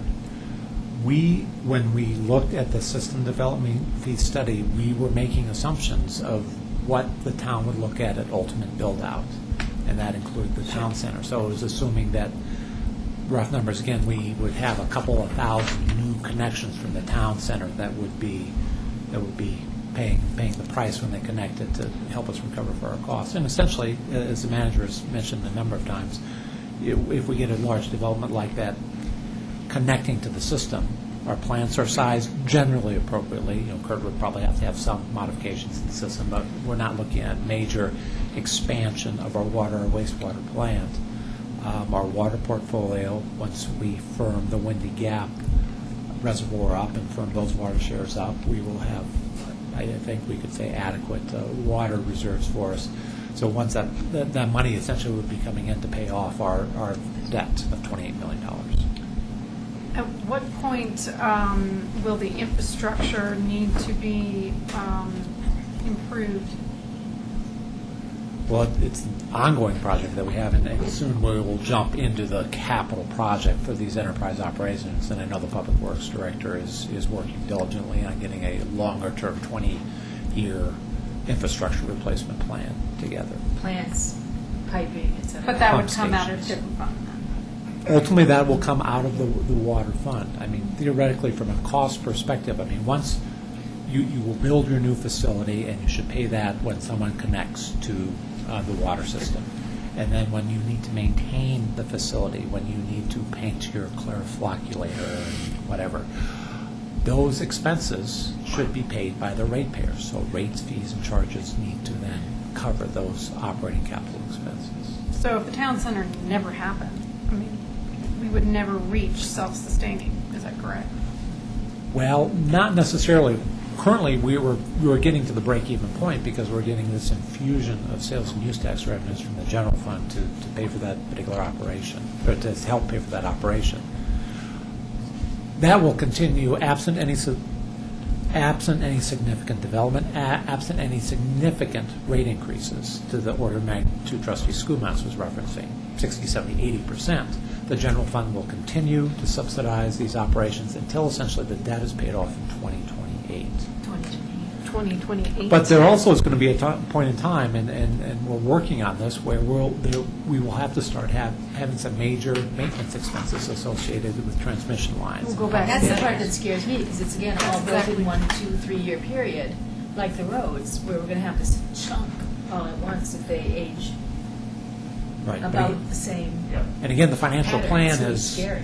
the manager, when he presents a pro forma, for example, or a development proposal on the or on the town center, and you'll be revisiting that in a couple of months as well. But we've done some initial financial estimates that show that system development fee revenue, based on the current plan, would generate $50 million. So the thought process there is to pay off debt as well as now fund a maintenance reserve. Yeah. It's the only prudent thing. I would agree. A question about the revenue. So the tapping fees are you're anticipated $3,000 a year. Is that what I might be looking at the wrong line? But And I believe the mayor is looking at line 14 called connection tapping fees. And what that represents is physical charge. When someone actually taps into our system, there's a physical charge of anywhere, depending upon how large the meter is, a couple $100 essentially to physically tap into the system. So that's what that fee represents, Mayor, and not the actual system development fee. and where's that? That's in the cap. That'll be in the capital That's in the account. capital. Oh, okay. Thank you. One new revenue line we have here, and Kurt will go through it when we go through some expenses, but on line 13, we're anticipating new water revenues from a water meter replacement program. When meters fail, before they fail entirely and no longer read, and that's important because we read the meters every month and we send out bills based on those particular reads. Ultimately, meters will fail. But before they fail and stop reading, they will actually read slower than consumption would dictate. So essentially, we're going to be going through a meter replacement program here over the next several years with the intent of recovering additional revenues and essentially get these meters replaced before they actually fail. Get them replaced while they're in kind of a slow motion right now. Other than that, the revenues, and we talked detail as it relates to that transfer from general fund, these are very typical revenues that those of you who've seen the budget before have seen. Are there smart meters for water? Like are there distant read meters for water? Yes. That's what we'd be talking about? No? We are still looking at the manual read system. We have had vendors come in and give us proposals as it relates to remote read, and we need a couple of towers and the cost benefit for that type of system. We're not at the scale that they. We are not with our 3,000, 3,500 meters essentially. Thanks. And that would have, and there's some inherent beauty of that type of system. It allows the customer to pull on a daily basis or a hourly basis how much they're using, but the pure costs of installing that type of system don't work for us. Thanks.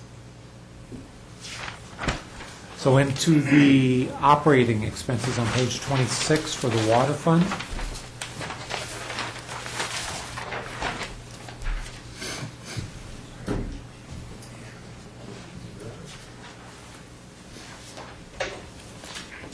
So administration expenses, these are just our general legal services, telephone, office supplies, things like that. We've got some software in there, some of that. Nothing really huge in this first administrative group. Water supply, this is all our costs grouped together for the Windy Gap and what we call the Southwest Supply Pipeline, which is a our portion of getting water delivered from the Windy Gap a little lower down in the system. Couple line items in there, number 51, Windy Gap carriage and power. Those are our costs. We usually get one or two times a year. One time a year we get a large bill, and then later in the year we'll get a follow-up bill just to kind of balance out that cost. But that is a cost for the power and the pipes to get us the Windy Gap water. Several assessments you'll see in there. Those are just yearly assessments for the shares of water that we own. Again, you'll see some Windy Gap and admin, fixed O&M costs, similar to what we were talking about in 51. And then you'll see a Windy Gap payment. That's just our annual payment for the Windy Gap water. And then the Southwest Supply Pipeline is, again, the operating costs and maintenance costs for that. Move down to water treatment. And Kurt, I'm sorry to interrupt. One item I'd like you to note as well is line 56. Once titled Windy Gap Reservoir Maintenance, once we get the new reservoir built next to Carter Reservoir, we will be sharing in operating expenses associated with that. So that's just our guess right now. I would speculate that 2014 is probably a little bit ambitious to think the reservoir will be up in operation, but to let you know there will be a sizable expense once that reservoir comes online as well. Is that the 13 million? That ultimately the project, yes, is in that range of 13 to 15 million. Where will that money come from? That we'll go through that when we get to the capital account. We have some money put away in the bank already, and then we're looking at maybe bridging a short-term internal loan, maybe borrowing money from another operation to help us get through that time frame. So the Windy Gap payment is the actual water that we're using? Is that? That's a debt payment, Mayor, for Windy Gap that was acquired previously. So they'll allocate this debt payment that will run through, I think, 2017 or 2018 to the entities involved with Windy Gap. And that's the diversion project? Is that what this is going to? I'm not sure I haven't pulled out the official statement on what this actually pays for, but it pays for what has been, essentially acquired and firmed up in the Windy Gap system to date. It has nothing to do with what is coming with the new $250 million reservoir. Okay.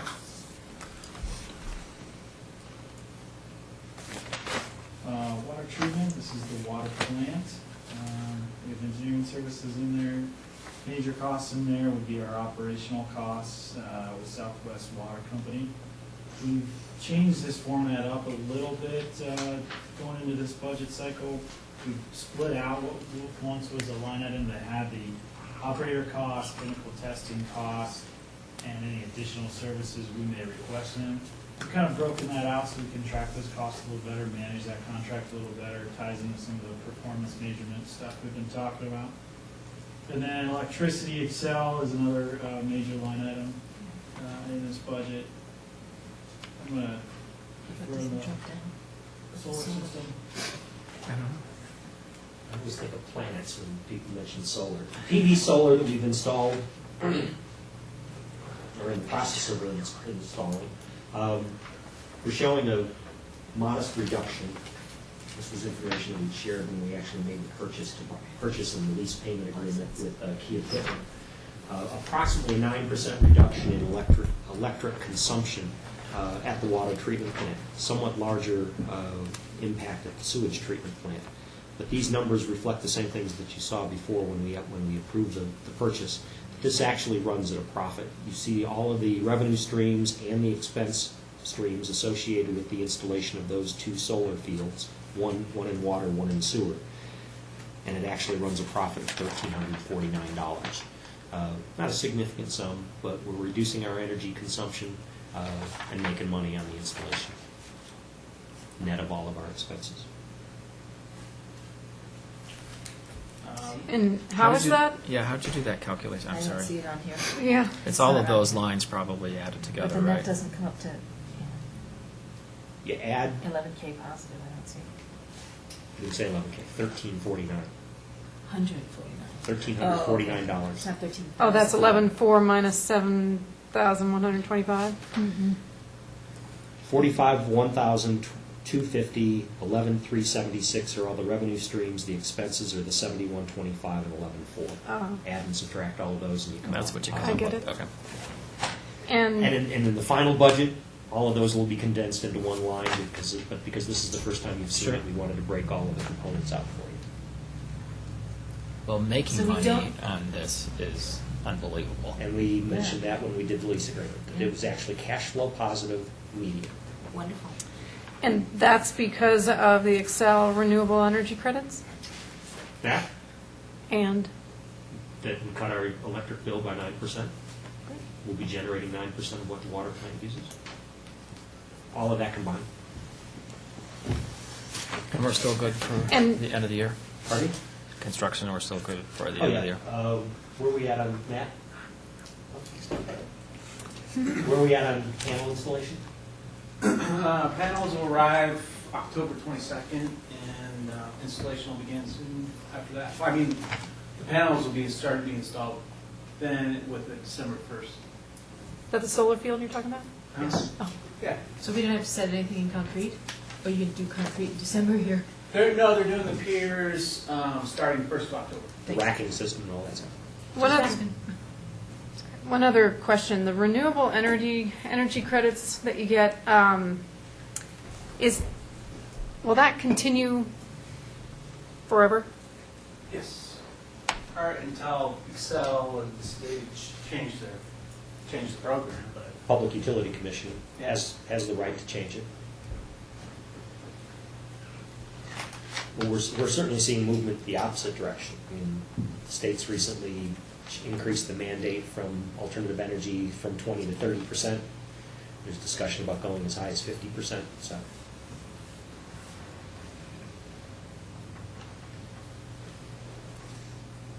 And then one other thing, the water conservation on line 47, page 26. It goes from 10,000 to 18,000. Does that have anything to do with the irrigation system? No. we talked about that. One of the initiatives under RCAC was a rebate program. Replace your shower head, replace your toilet with a low flow toilet, bring us proof, and we'll write you a check. Taking it beyond the audit and saying, if you make the improvements, there's a municipal and local rebate. We don't have the details of it, but I believe there was 5,000 here and 5,000 in the RCAC budget, 10,000 total to take us to that next level.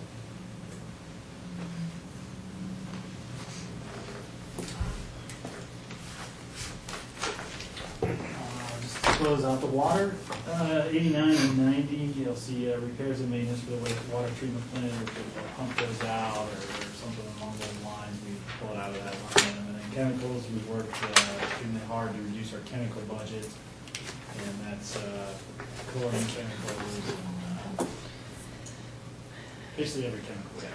Because you don't get a rebate.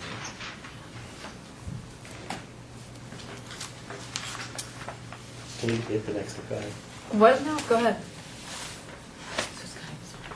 Lines 80, 82 through 88 are tied to the presumption, and you'll see this in a couple of moments on the capital side, but this is the operational effects associated with the installation of a 2-megawatt wind turbine, which we're still proposing. We've budgeted for the operating and maintenance costs beginning in the following year, and this one doesn't run as good as the PV does. There is a deficit. It costs us more to operate than what we generate. But it it's doesn't look like a lot more. not a lot, 2,347 in each of the funds. 2,000. Right. We're still working with a number of placements.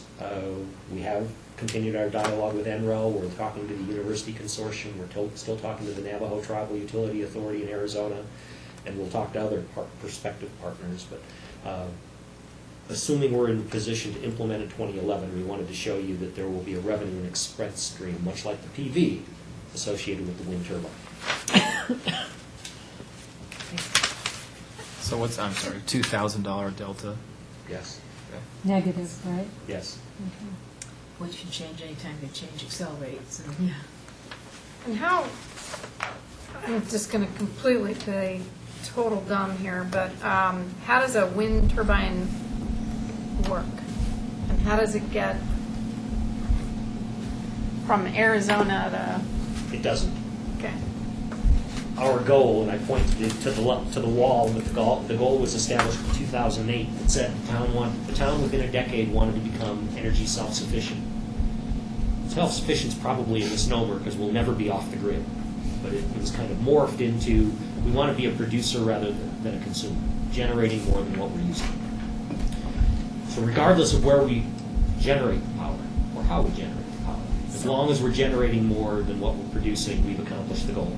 And the premise is we're going to continue to be buying it from Xcel, and we'll always be connected to the Xcel grid, but somehow, somewhere, we're adding to the network, to the grid, power elsewhere. And we're selling it, and we're getting energy rec credits wherever it might be.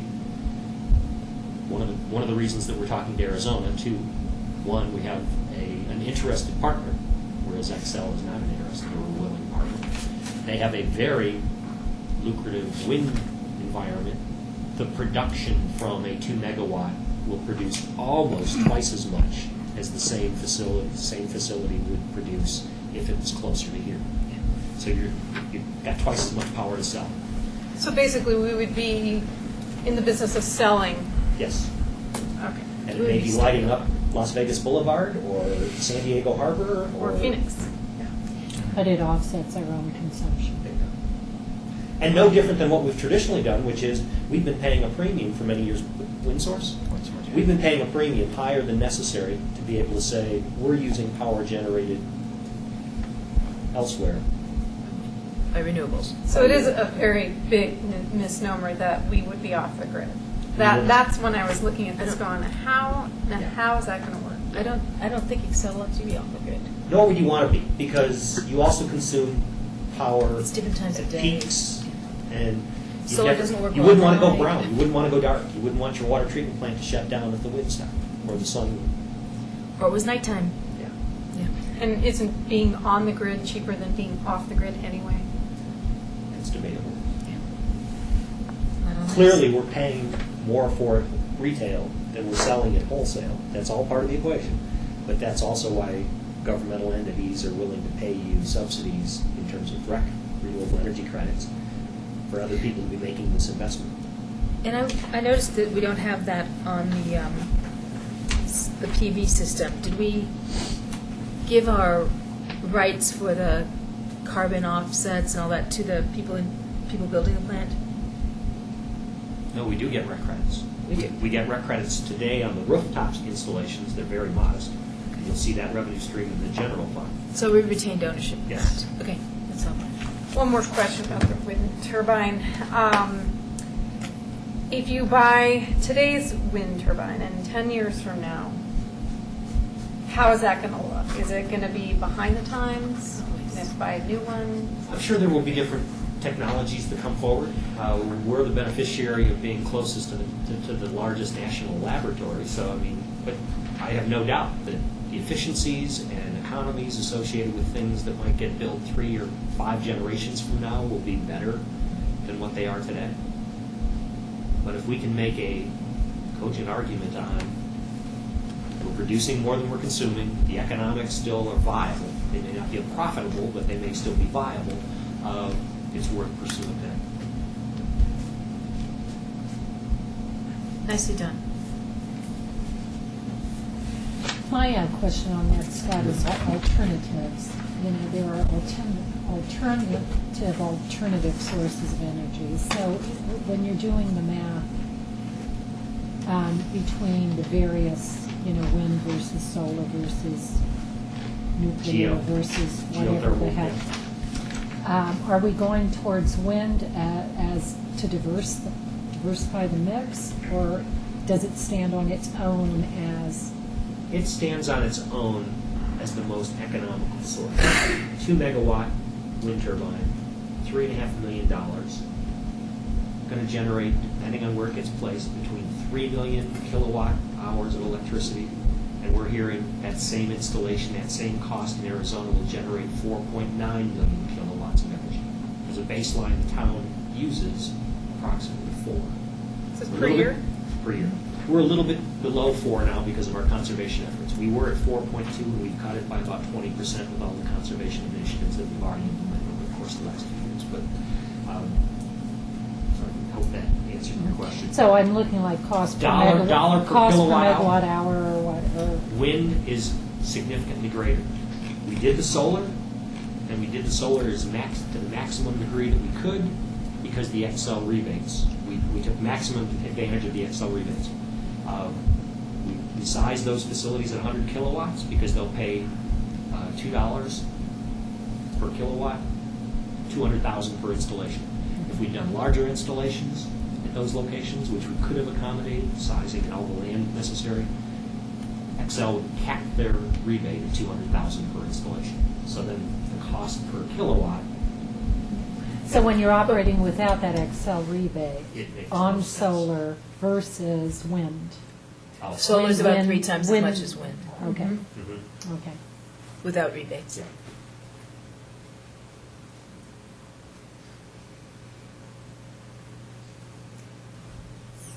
Very good. Next. Moving on to water storage and distribution. Again, big line items in this group are the electricity for pumping and distribution. Any repairs with a line item for repair the potable lines. If we were to have a break and we need to go in and repair our lines, that would come out of this line item. Which Some line? smaller line items for the irrigation lines and the reservoirs and ponds. Oh, here. Nothing very big. One other difference in here is we did reduce the water meter budget that's in this budget at line item number 104. That has been moved into the capital project side. Paul kind of touched on that regarding water meter replacement, and we can go into that in further detail when we get to that area. What's your threshold for expenses versus capital? 5 years, 4 years? Like Lifetime? replace versus rehab? For lifetime What's an things. what's an operation and what's a capital expenditure? Something Is with a it something lifetime that- of, Is it a certain dollar amount? usually it's Jeff, go ahead. lifetimes. It's anything that lasts more than a year that costs over $5,000. Thank you. 1 year, wow. And water, I mean, most of She it's, thought it was- at least 5, but we can go more than a year. Thanks. a water meter is going to be, depending on its size, roughly $100 a unit. But because we're talking about 4,000 units, that's why we budgeted in capital. The question, lifetime is my concern. And sometimes that holds true. You'll see some small things we budgeted in capital. There's other things that a pump that we need to replace because it goes down in the middle of the year. Might be beyond that threshold, but we got to replace it in the middle of the year, so it does get fixed a little bit. Thanks. Anything else on 28? Not quickly, non-departmental are typically expenses that don't fall into clerk's kind of operating categories, storage or distribution or maintenance. One of note I want to direct you towards is line 113, something called arbitrage expenses. We issued that in 2006. We refinanced quite a bit of that in 2006. We did that, and our average interest rate at that point in time was about 4.5%. We were paying on this debt. Jeff was able to reinvest, so that's great. Associated with this debt service is we have a debt service reserve of, I think it's roughly $2.7 million that we just have to set aside. We need to do that to issue debt. Very, very common to have a debt service reserve when you have a debt issuance. We invested those particular proceeds, $2.7 million, and back in 2006 it was a very favorable rate environment. I think Jeff was able to secure an investment in excess of 5%, which is great. But the federal government, the IRS, does not let you borrow money and Make money on your make money borrowing? when you're borrowing money. So what has happened is, what I would argue is we've maximized our interest return. We can make up to 4.5%. We've actually made more than that, and I could argue we've made interest on interest while accumulating those funds. But at the end of 5 years, 2011, you have to do an arbitrage compliance test. So we'll be doing that test, and we're estimating the excess interest we made in excess of 4.5% is this $100,000. And do we make more than the 100? Oh, I see. Where does We that did. go? Never mind, it's not just. IRS. That's, okay. Yeah. You may recall that we had this discussion about potential arbitrage exposure on the open space borrowings, and we were able to negate any of that. So these guys handle it, they handle it frequently, and this one, there's no way around. We made more money than we could have or should have, and we have to share some of it back with the feds.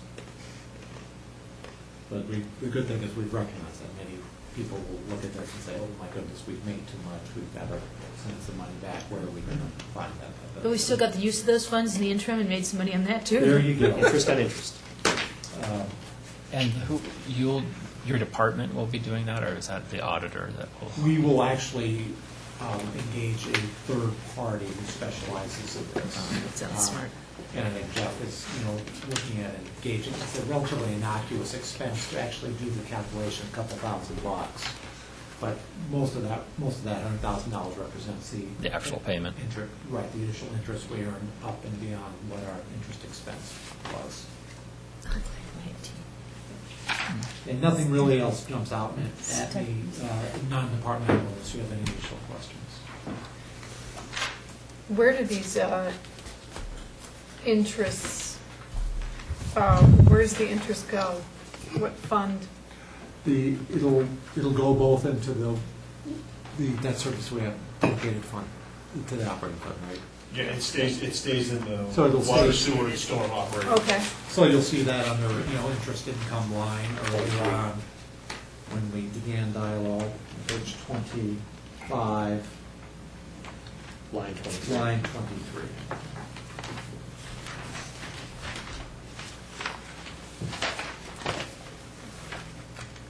And I don't want to go into too much detail, but we have, you look at 2008, where we had almost $450,000 in interest income. We had an anomaly. The investment we invested in, it was a guaranteed investment contract with MBIA. That was when MBIA was AAA status. Once they went below AAA status, part of our agreement with them was you need a AAA investment. You're not going to be below AAA. You owe us the interest income for the next 2 or 3 years right now. So we got it paid even in advance. So we were earning almost interest on interest on interest. Wow. So that was with the MBIA debacle, but we were able to get our interest payment in advance essentially from them. 29 just gives a summary of essentially the cash and seasons count. We had a little bit of dialogue about this one, talked about reserve policies. Generally, we keep $1.5 million in this particular operation, the water operating fund, to meet the reserve requirement, where we would keep anywhere between 75 and 100% of operating expenses in this particular fund.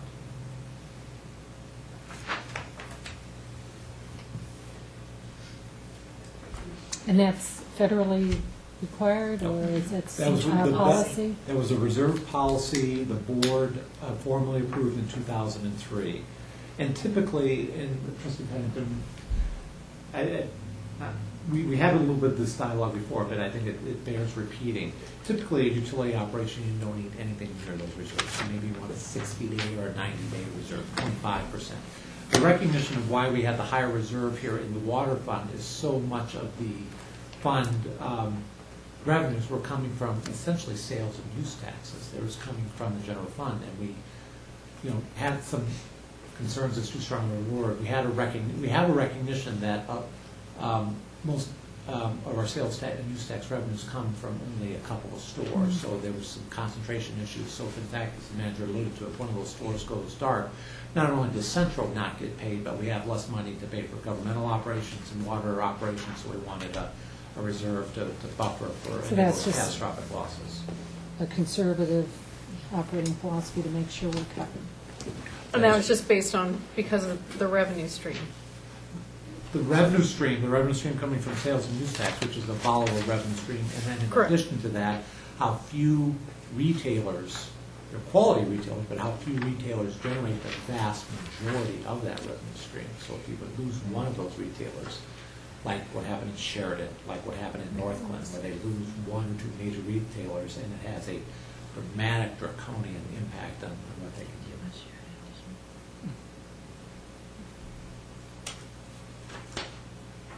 Who'd Sheridan lose? I'm sorry, Who'd Sheridan lose? Sheridan had a Pace wholesaler Thanks. back in 1980s. Wow. And effectively, at the end of the day, they ended up not paying debt Wow. that they owed, and that had a dramatic ripple effect on the debt market in Colorado. Thanks. Yep. Water cap. Page 30, we're getting into water capital. The mayor had brought up the issue of these water taps when someone connects the system, and the price to connect to that system is roughly $25,000 for a single-family residential unit. That's line 10. So those are the water tap fees. Most of those represent fees from the Calmonte development. And again, we've got a summary for you that we can discuss later. It's in your packet we provided at the beginning of the meeting to identify if in fact Calmonte doesn't, what the financial plan is built on Calmonte building units between 2011 and 2015. And I misspoke last meeting. I said that Calmonte wasn't planned to start contributing until 2012, but it's actually 2011. So we can go through that summary at the end of the meeting, and it'll impact a number of operations within the town. But those are most of the revenues. Line 15, we've had this dialogue as it relates to the wind turbine. What we're estimating is what that 1.75 represents is half of wind turbine cost. You'll see the same amount in the water capital fund. So we have a $3.5 million turbine that the water and sewer operation essentially are going to get a loan from the governmental operation to pay for that turbine and pay back the governmental operation over a period of 20 years and pay it back with interest. So that's what that one-time revenue source represents. So again, most of the revenues in the capital account are from these tap fees. And then we do make some transfers over from the operations. And again, these are maintenance capital expenses. They're what's categorized below, beginning on line 34, is maintenance capital. Those expenses, again, long-term should not be paid for with tap fees, but again, rate fees and charges, so money that comes over from surplus from the operating account to pay for these maintenance capital type of expenses. And that's what line 16 represents. And given this is capital, I suspect I forgot to ask the question at the right time. How much do we make, or how much are we counting on making from the water leases to the farmers? Line 14 represents the water leases to the David Hunts of the world and the farmers, so $21,000. Explain that. Where is that? Didn't know about that. Kurt? We tend to have excess water with our water rights at this point in time, and so we will lease that excess water at the rate of around $32 per acre foot to various people on the system. Agricultural interests. Yeah. Where? Local. We buy Right, goodwill. I think. Right, and I believe Mr. Hunt, for example, has a farm in Platteville.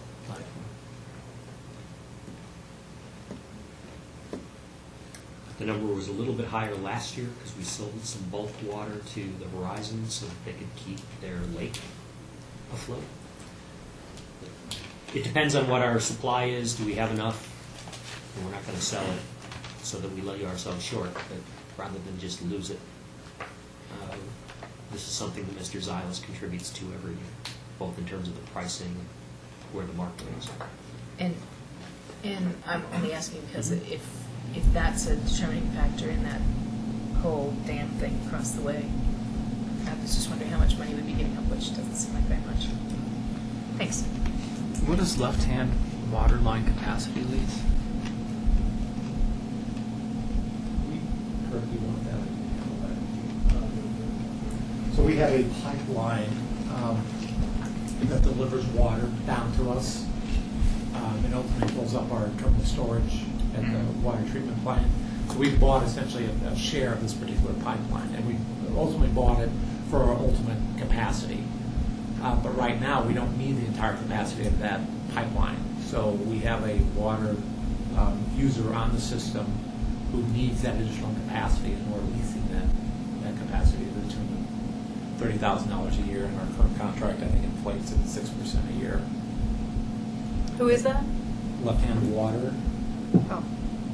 that's the end, or the parenthetical note there, which is, I think, north of Boulder. I don't know exactly what the water district is.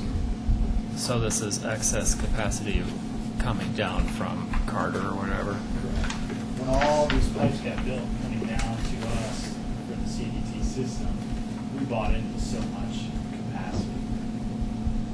So, Okay.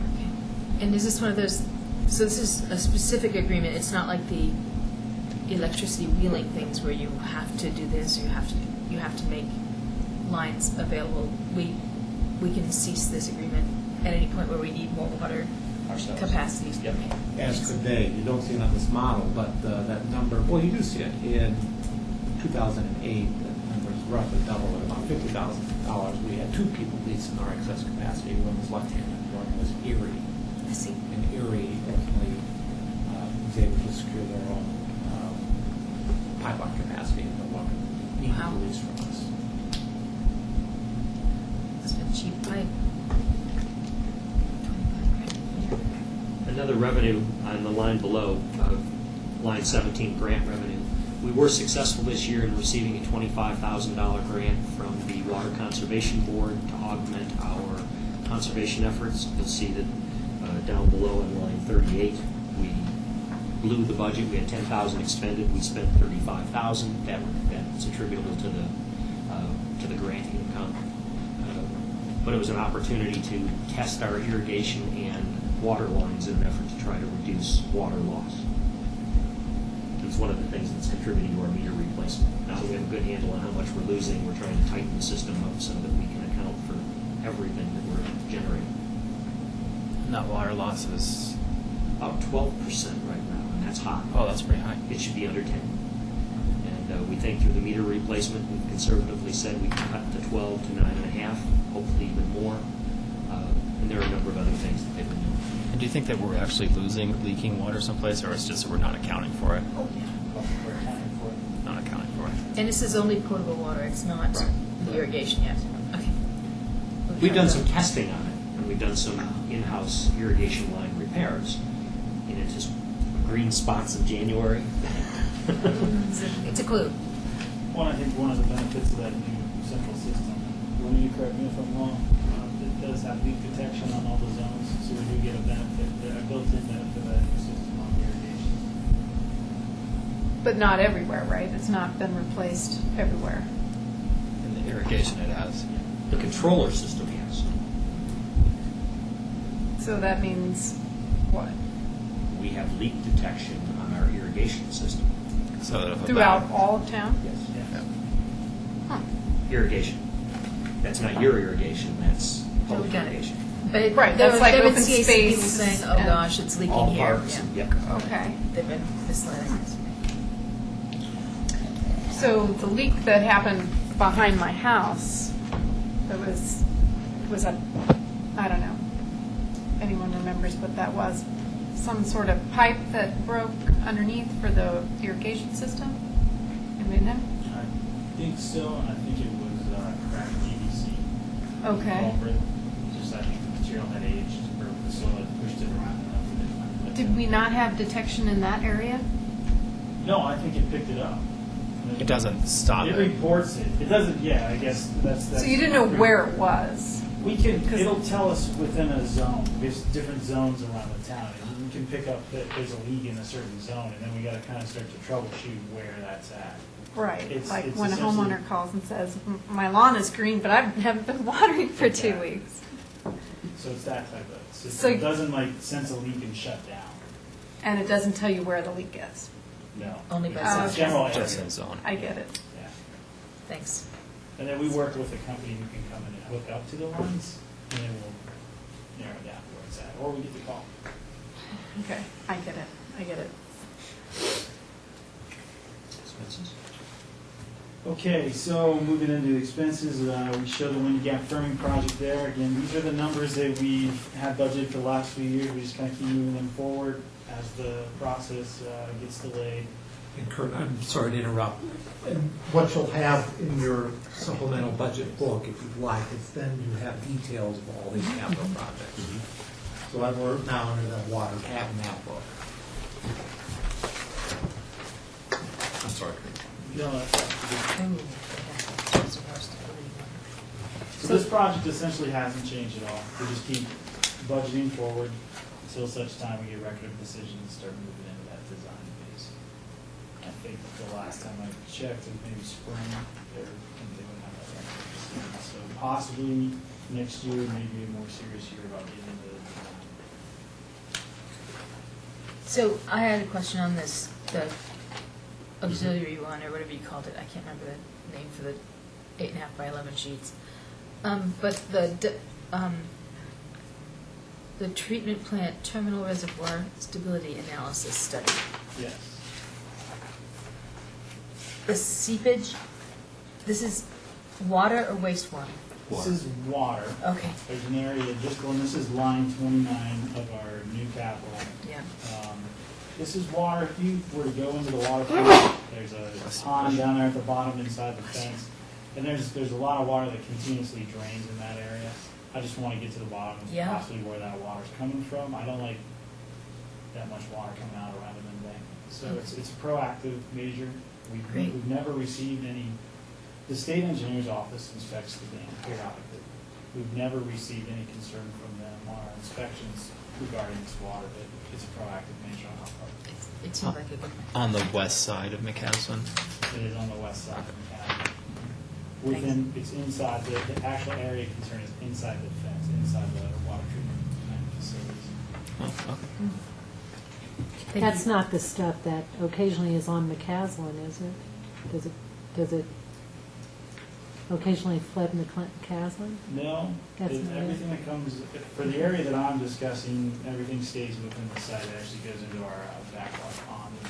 So there are times that it looks like you might see water coming onto McCaslin. The times I've observed it is usually snow, and just some of the melt off will run across in certain I think areas. the time that I got called was when the FICO ditch was actually clogged. Yeah, so, to answer that, so as you go up the hill, the FICO ditch does run underneath McCaslin, we have a pump station there. They turned on their ditch for the first time earlier this year. They had, usually when you open a ditch, you go through and you clean out all the tumbleweed and branches and whatnot, and I think they just got a little lazy, and our trash crate caught all their trash and created a dam. Rerouted the ditch for a while. Not at the water treatment plant, that's right up here between Town Hall Yeah, and, that's what I meant, yeah, and key equipment building. right. Central line, number 31.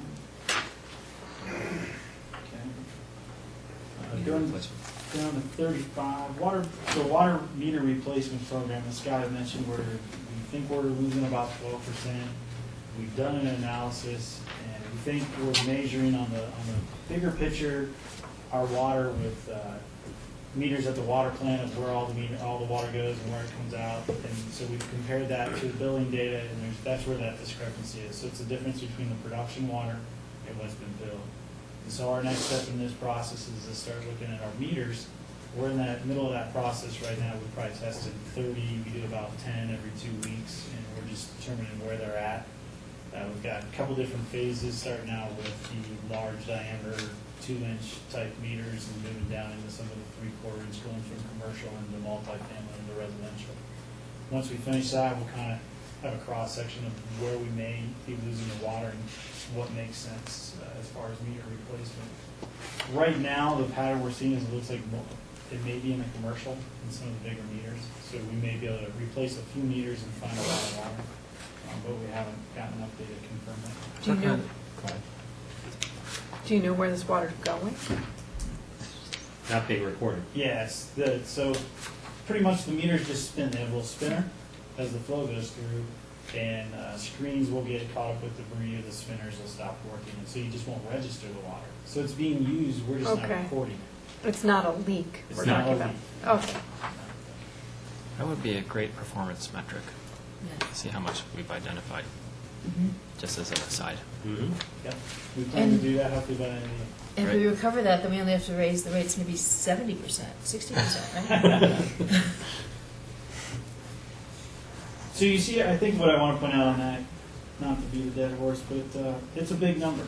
If we don't need to spend that big number, we won't. We're going to try to narrow down our losses as much as we can, spending the least amount. But a few commercial meters are still a lot more expensive than a lot of residential meters, so. Yeah, well, I think we'll make that money back from those. Oh, yeah. Then- Even at full replacement and 2.5% water recovery, it's got less than an 8-year payback.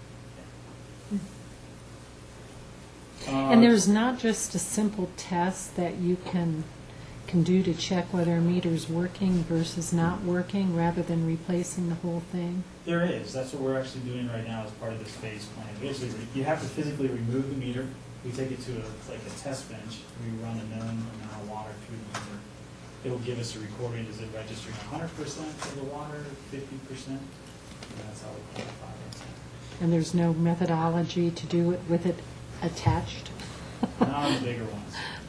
You can't just come to an agreement that says, gee, your thing is 12% slow, we're going to bill you 12% extra, and let's keep the old meter, because no, it'll just keep slowing down more and more. Right. That is a painstaking process. It is. But I think it's going to be worth it. And kind of continuing that trend, number 38, water audit, leak detection, meter testing. The $10,000 for next year.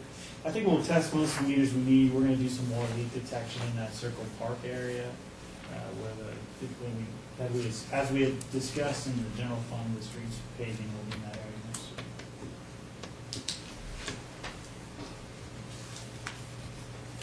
Going to page 31, number 44, FRICO pipeline maintenance agreement. FRICO did a report, and actually a large portion of the FRICO pipeline goes through our community, but it's enclosed, it's underground pipe.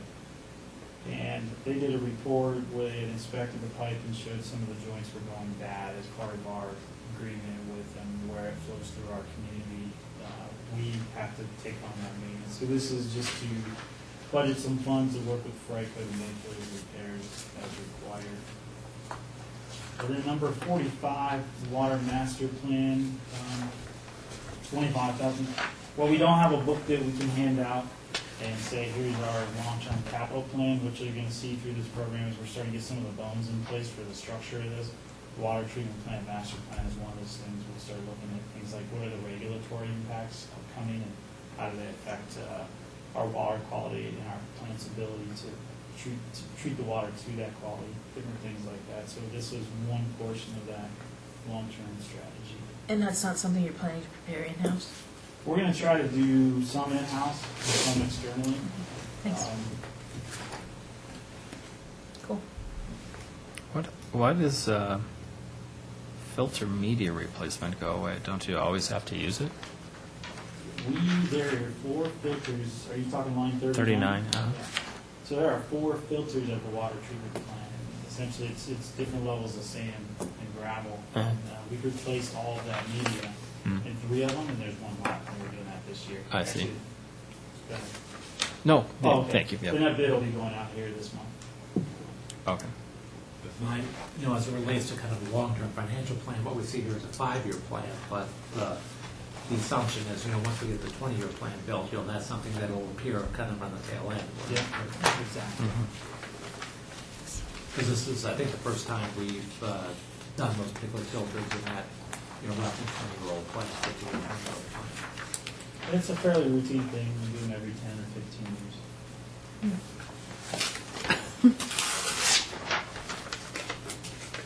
Any other questions on water? 32 is sewer. Like we had in the water fund, and consistent with our long-term financial pro forma, we're showing a biannual sewer rate increase, odd number of years, of 5% in each of those years. One of the nice things is we get down to the bottom on line 21, you'll see that within this 5-year, I can't say in perpetuity, but in the 5th year of this 5-year plan, we show a 0 transfer in the general fund. We will have achieved self-sufficiency in the sewer fund.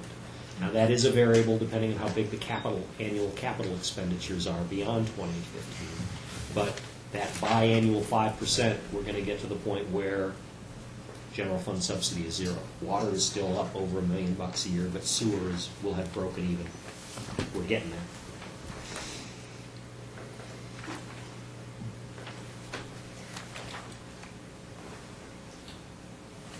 Okay, page 33. Same sort of pattern as we had in the water fund, starting with the administration, operating supplies, training, different costs like that. No real big costs in there, just several line items to track those. Wastewater collection, then we have some of the biggest lines are engineering, so there's different problems in the system we need to, and repairs and maintenance of the lines, repairs in the lift stations.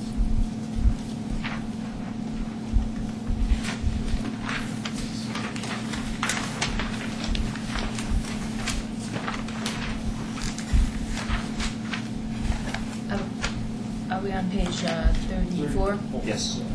A question on line 86, sledge hauling. Okay, so my understanding was that we used to haul the sludge to the landfill, but then we were changing to maybe hauling it to something more productive, and what's the assumption in here? The assumption in here is that we will, proposals going to be coming to the board for consideration at the next meeting to contract with Parker Ag for sludge hauling for around a $30,000 contract. This number plans on that. We're working with the wastewater treatment plant to optimize its process. It's got 3 main stages, and we've started at the first stage and we're working through that process. What kind of makes this not sound right with those numbers is that we're creating more sludge right now and we're trending to a higher number. But in the next 1 to 2 months, we're trying to get other phases of the plan optimized to bring that number down to the 25. And it'll be described in more detail in the memo. Well, we have traditionally taken dehydrated cake and hauled it to the landfill. Yes. The new proposal that Kurt's been working on will now have a third party, but instead of hauling it to the landfill, land applying it. That's what I was hoping to hear. That's what you wanted to get. Yeah. It will go to agriculture. Good. And effectively, to simplify it, maybe we were doing it for $21, $22 a ton, and what we will be paying is $16.50 a ton. Great. So the increased cost is really the amount. So we get something productive out of it, and Yes. okay. It's a good thing. Thanks. And take some volume out of the landfills. Great. So who uses it? You said agriculture, so how and who? It's fertilizer. Say that again? It's fertilizer. Yeah, it's applied to the crops.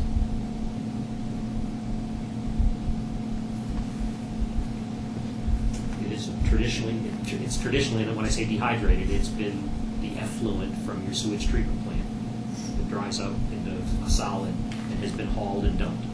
Now it's going to be hauled and applied. How do you dehydrate it? It's part of the process. One of the processes. It's actually a big component we have to repair earlier. Essentially a deep water. Thanks. You're welcome. Nice change.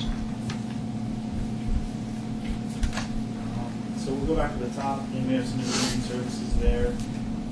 Same thing we've done in the water plant. We broke out the water, or the treatment plant to the contract operator testing and services. Electricity, that's another line item that is a large line item, and as I said, we're working on optimizing the plant, trying to bring that line item down. And then we have repairs and maintenance on the treatment plant. Pumps go down or whatnot, we'll replace them out of that. And then we have a new cost for centrifuge maintenance. We have nothing budgeted right now. We are going to open up some conversations with Andritz, who's the manufacturer of our centrifuge, to discuss what it would take for them to maybe provide some maintenance to us and maybe something we consider in the future. And in here is the high efficiency pumps and all that. Is that incorporated somewhere in here? Capital, we do have some plans for capital. Oh, okay. And that's Yeah, part sorry. of the optimizing to reduce the energy usage? Yep, exactly. Okay. Should be. Non-departmental. Can I? Anything you want to find out? Can I go back to the sludge for a sec? Sure. What exactly is sludge and where is it coming from? It's sewage from the water treatment plant? No, No. we're on sewer. Sewer. We're on the sewer sludge. budget. Yes. We've moved off of McCaslin, and we're now over on Honey Creek. It's essentially dead bacteria. What? Dead bacteria. Dead bugs. Sorry.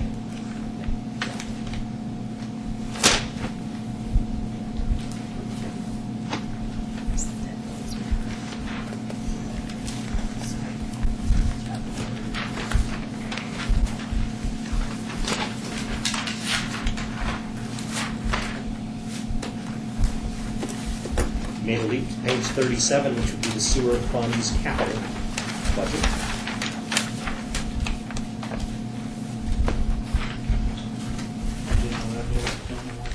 The same revenue streams generally It's just far water. less than we talked about in water, primarily system development fees. Okay, so I'm gonna go to line 24. You see blower replacement energy retrofits. This is part of our ongoing attack on power and trying to reduce our power consumption. We're digging into the details of the plant, determining what you need to know about the plants, especially the wastewater plant, is we pump a lot of air into the sewage to treat it. And it's very expensive to do that. So if we can optimize how we pump that air, then we can save money in the long run. This capital plan is there to address that issue in those systems. And it says reduce electric costs at 10% by some date. What's the payback on those $100,000 investments? You know, we haven't nailed any exact equipment to give you payback yet. One thing we just discussed with the company to put some capacitors onto our blowers, and that was like a 20% cost reduction with like a 1-year payback. It was like $15,000. So we're looking at different things like that. It's not one piece of equipment, it's several pieces that work as a system working. We're looking for short paybacks, less than 5 years. You know, if it stretches out, we can start to talk about it. Yeah, because I think I'm not sure I trust any of the energy forecasts. I think that they're all probably more conservative than what's really going to happen to energy prices, so. Yeah, it's a hard thing to predict, but I mean, there's definitely some wins out there, some low-hanging fruit. Again, we have master planning in here for the wastewater plant, same type of regulatory things, big system failure type of stuff. Just trying to look ahead and get those bones in place for the structure of that long-term plan. Line 28, wastewater treatment plant blower VFD replacement. This is just a piece of equipment that has gone down and needs replaced. Same thing with the overhead door replacement on our wash bay. Number 30, wastewater treatment plant centrifuge redundancy inventory. So when the centrifuge broke down, it took us several months to get it fixed, 3 to 4. And that was because of parts. That was because parts that were in the order of magnitude of $25,000 cost of parts. But it took that long just to get them. They came from France. And I don't know if you remember, we had volcanoes and all that good stuff going on. And, so we spent $60,000 waiting on it. So what we've decided is that it makes more sense to have an inventory, or it's cheaper to have an inventory. So if it goes down again, we have them on hand to replace quickly and not have to contract that out.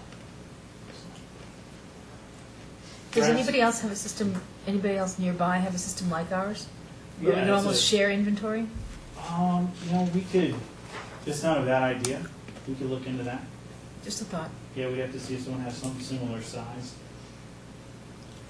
Good idea. Trade.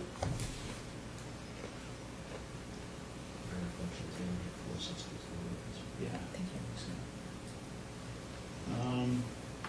RAS chlorination system, this is a system where we'll actually add bleach to the sewage. Believe it or not, we try to kill certain types of bugs in the sewage. Some of them will cause, we call it the cardia foaming. It causes, it looks like chocolate bathtub bubbles. And it's a problem, so this is to solve that problem. And then townwide collection system video assessment. Again, this is another bone for the collection system. We're going to video the lines, try to get a condition assessment, determine where we have issues. And one thing, we did look at some video from 2001. We don't have the whole town, but we did find areas that look similar to some of the issues we found at Jasper Way. So this is just kind of, that'll have an impact to understand what the entire system looks like. So how do you do that? Is it There's actually TV house by cameras. house? No. Or do you do the Manhole by main? manhole. Yeah. You string a line, you run a television camera between the two. I manholes. actually did that in my house, but, Okay, we'll do it in the main line. okay. Yeah. These aren't the services. Once again, it's developing that inventory for that 20-year maintenance plan. How well is it holding up? What are the problems? How long is it going to last? So that we can do that What's forecast for cracking? future capital. Does someone have to climb down in there? Yeah. Hope they pay them well. It's not a big deal, but what are these alkalinity control system, anoxic zone improvements? These are more improvements to the process. I guess what I'll call these are process improvements, things to tweak the plant. I think overall we have a plant that was built bigger than what we actually are. So in some cases, parts of our process aren't efficient. And so what we'll do is try to add some of these process control mechanisms to tighten it up. It's more like some of it's a general rule of thumb operation right now. We don't have all the components to give us that feedback or that capability. And do you anticipate any regulatory changes for the discharge? I know coming up we have one for chlorine possibly that could affect this, and we're looking into. So when we treat our wastewater and then we chlorinate it, the way our system works, we chlorinate it and then we send it out to the water for the parks, the reuse water. From that same tank, we also will discharge to the creek. And so we have a chlorine limit now, how much can be in that water. So if it goes to the creek, that standard will lower. So we're looking at some things for that. Nothing beyond that right now, but that's what that master planning process will Okay. be. Okay.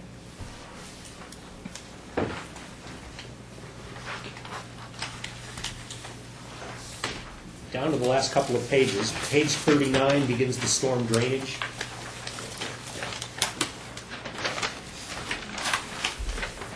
The most significant item of note. This too has had a traditional 5% biannual rate increase. You'll see that based on this 5-year plan, there are no future rate increases in the foreseeable future, certainly not in the 5-year plan. The other thing that you will notice down on line 19 is that after 2011, there are no additional general fund transfers. This fund will have achieved self-sufficiency. Big distinction here. Previous plans showed multi-millions of dollars devoted to Coal Creek drainage improvements, undetermined Coal Creek drainage improvements, buying land, buying properties that have been inappropriately constructed within the floodplains, number of things. None of that's in here. And until we have a plan from urban drainage on what best to do, we're doing the plan in 2011, but we've not put it even as a placeholder money for implementation of that plan. And they're completing that master plan In this year, 2011. 2011? Yeah. So I guess part of that is the storm sewer system that's throughout town. It's adequate, we don't need, I just remember vividly trying to retrofit a storm sewer system in Seattle that always was running over, and it's such a massive investment after the fact as opposed to when you're initially building, so ours is all cool. We have some issues in some of the creekways, Okay. particularly for things that emanate outside of our borders and come through. Really?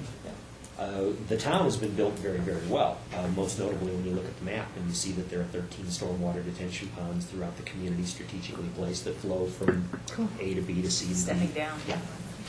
Those work. Now, that doesn't mean we're not going to be susceptible to, when I say outside of the border, Coal Creek, Rock Creek flood. If there's huge water running off from our west to our east, it's conceivable. And that's one of the things that urban drainage is looking at. Okay. How do we create additional capacity within Cold Creek? Do we take a proactive approach and eliminate structures that have been illegally or inappropriately built within the floodplain? Okay. Buying, maybe even displacing people, but that seems to have been a very touchy issue in the past. So that's why we took the money out, said, let's see what the plan calls for. But at this juncture, once we see the plan and take all of the low-hanging fruit, the easy things to accomplish, the channeling the creek and the water, we'll go from there, but it looks pretty good. Thanks. Do we have, it's related to that, and I should know this, but do we have an alarm, it would be in Boulder County, but, flood water notification? I know the urban drainage does, but do we What's have the anything signal like for that? when We They have meters all over the place, but I don't know if we don't have, do we have anything close by? Well, the most notable that we have are the dual-purpose emergency warning system. No, the flood detection. I mean, they have it on like. We don't have any flood detection now. Probably that is one of the options we're looking at for the Cold Creek study we're doing right now. Okay. Is an early warning system for flood. that would be nice. Okay. All right. Right now, we have to rely on Boulder telling us or something, or somebody upstream telling us. Yeah, There's I mean, yeah. urban drainage has a whole Okay. big meter system. I just don't know if we have one on Cold Creek or not. I don't know. We don't. Nothing will let us here in town. Yeah. We'd want to know before it got here. Mm-hmm. Or borrow someone else's right away back away. Correct. Okay. So what are these vault alarms? That wasn't bad. I see. You back on what? I guess, sorry, it's okay. It's not the same thing. I was thinking it was some kind of alarm, but. Thanks. So, just very quickly, administrative expenses are typical, what we have. Storm drainage expenses, again, more maintenance line items. One of the most significant changes is we moved all the street sweeping costs into the storm water operating budget. Except for the 7% associated with SMID. Exactly. And that is based on more as, street sweeping is viewed as a water quality issue these days, and so we felt that funding it out of there was the way to go.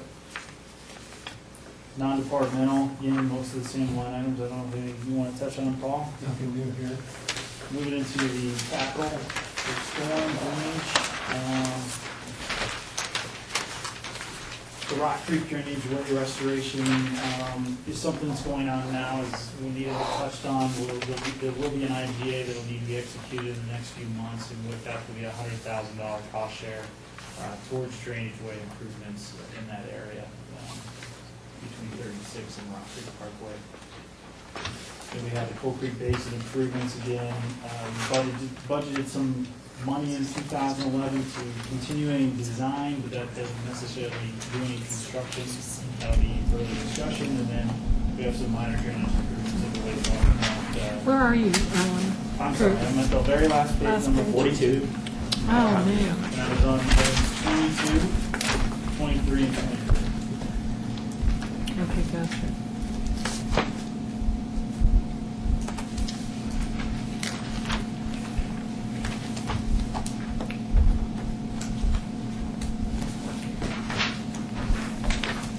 So we didn't discuss the Louisville interconnect. It says it's being delayed. Can you tell me a little bit more about that one?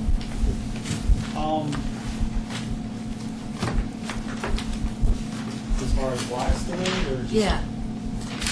We just, based off some of the other needs, push that out. Large ticket item.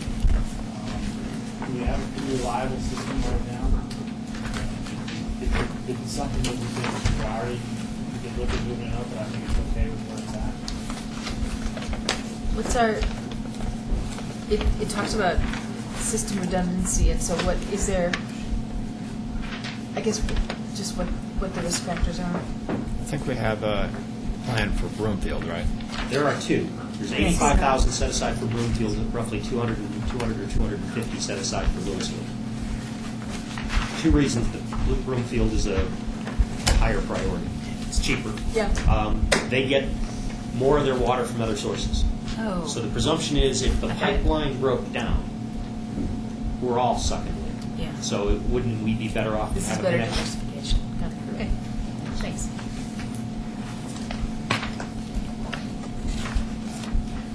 Very And good. while conversations have been sporadic, we've had more encouraging feedback from Broomfield than we have from the city of Lakeshore. Always a plus. There are Building two full items level included in your supplemental budget that did not get covered anywhere. You could, at least for presentation, whether decision or not. Tab 1 had to do with the transfer of current year surplus into the capital improvements fund. That has been our practice each of the last 3 or 4 years, that any general fund surplus that we accumulate because of our existing fund balances and because of a perceived need that at some point in time we're going to have to reinvest in what we've got, our streets and our systems, that would be the appropriate location for fund balance. We're estimating right now, end the year, we budgeted 7,600. We're expecting to end the year with almost 230,000. Sorry, 236,000. We're suggesting, like we've done in years past, that whatever that number is at the end of the year, that we take the surplus and transfer it into the capital improvements project, not for a project, but for fund balance, so that it's available for that reinvestment in infrastructure if and when it's needed in the future. The second one has to do with tab 2, and it's on the personnel areas, and that has to do with the proposed or recommended merit. I'm recommending a 3.5% merit pool for 2011. That is the same as what we've had budgeted the current year. It's less than what I would like to give, but recognizing the environment, I think it's certainly a fair allocation for salary adjustments for next fiscal year. Again, for whether it's discussion, questions, head nods, and thumbs up, thumbs down, but those were two items that throughout the course of our evening and a half discussion have never been broached. So I just wanted to be aware of them, and if there's any feedback or questions about it. But that's in the salary, that's incorporated in the salary. Every salary line, yes. Yeah. Sounds reasonable. I did have one question. On the position classification system, Yeah. we're eliminating the town manager classification. Is that how I read that? That was weird. Yeah, and that was the third question to Trustee Sorelli. Oh, okay. There's really two reasons. One is, this is my manager's plan for administering for his employees. Oh, okay. So you shouldn't be in. I shouldn't be in it. And two, we haven't been following it, and so why? So that's not a message or a signal. It's just saying this is intended to be how I. Yeah. That was the motivation behind it. Okay. I had a question about the health insurance. So the pool that we've joined for the last few years, it says it went up 8.6% a year. How does that compare with where we were before or with other pools? Matt can probably, if my recollection is correct, there was a huge increase the first year, like 26%, or an avoided increase of 26% the first year we joined the pools. And then since then, we've had anywhere from 5 to 8% increases every year thereafter, which is significantly lower than what you see on average for premium increases for organizations. And the services have stayed pretty much the same? Yeah, I mean, I think Coverage, we whatever the right have word is. been pleased with the services we've received from. Is it HMO, PPO, that kind of thing where you It's a choose? PPO, Or yeah. okay. We only offer one. We don't have a lot of opportunity to influence design because while there are thousands of employees within the pool, we represent 25 of them. Yeah. That's one of the downsides. is Mhm. We kind of get what we're given, but it's a good plan, so. Yeah. And we get very favorable feedback from employees about it in Yeah. terms of their co-pays and their prescription tiers and those kinds of things. Some doctors that are included. Yeah. So. Oh, that's good. Is that 100% covered for the employee, or does employee contribute? Match. 100% for the employee, and it's 85% for the dependent. Mhm. Ah. So the employee pays 15% of their unit cost. Thanks. That sounds like a good plan. I want to get in that one. We can raise that issue if we were bolder. Right. And there was some, We compare ourselves we're all more. kind of on, When we compare ourselves more. we're all on comparison, or on pins and needles when it comes to what the future holds, especially with changes at the national level regarding healthcare. Yes. We've already taken some of the hits, the increase in dependent eligibility to 25 years of age. There are a couple of other things that are factoring in, I believe. 26, isn't it? Maybe it was through 25, I thought it was, whether it's 225 or through 25. The pre-existing conditions is kicking in, has a later date. So as all of those things kick in, nobody knows. Hard to say. It is hard to say. But we think this is a reasonable one, and we're not, as a result, we weren't going to call for it. If we were to find that the renewal, or in a year from now, there was going to be such a radical change, we may have to turn around and say, maybe employees aren't free, Yeah. or maybe the 85% for dependent is just too rich, and we have to look at higher levels of contribution. Absent that. Have we done the auditing of our staff, like some of the, is happening generally, to make sure that all dependents are in fact dependents, that kind of thing? Yes, and I can speak personally on that, having 3 grown dependents, 2 of which had been on our plans at various periods, that every 6 months I was required to show proof as an example that they were full-time college students. Wow.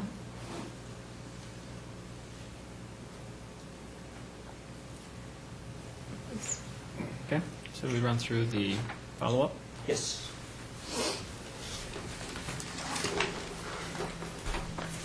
So the first item on the follow-up list, and this is a new packet, in front of you this evening, talk about the fiscal impact of Calvin Monte, and in fact, they do not build. And it would, currently the financial model, the 5-year financial model is assuming that Calmonte will build out within that 5-year period. So I'd like to focus you on the first attachment, the big number 1 at the right-hand corner. It identifies what our absorption assumption was, assuming 10 units being built next couple of years, back in 2013, and then being built out by 2015. If in fact, so based on those particular assumptions, what you have below is how 10 units essentially in 2011 will impact a number of different operations. So for example, 10 units in 2011 will generate one-time revenues in the general fund of $40,000, net permit plan check fee revenues minus the expenses associated with providing those services, $15,000. I'm sorry,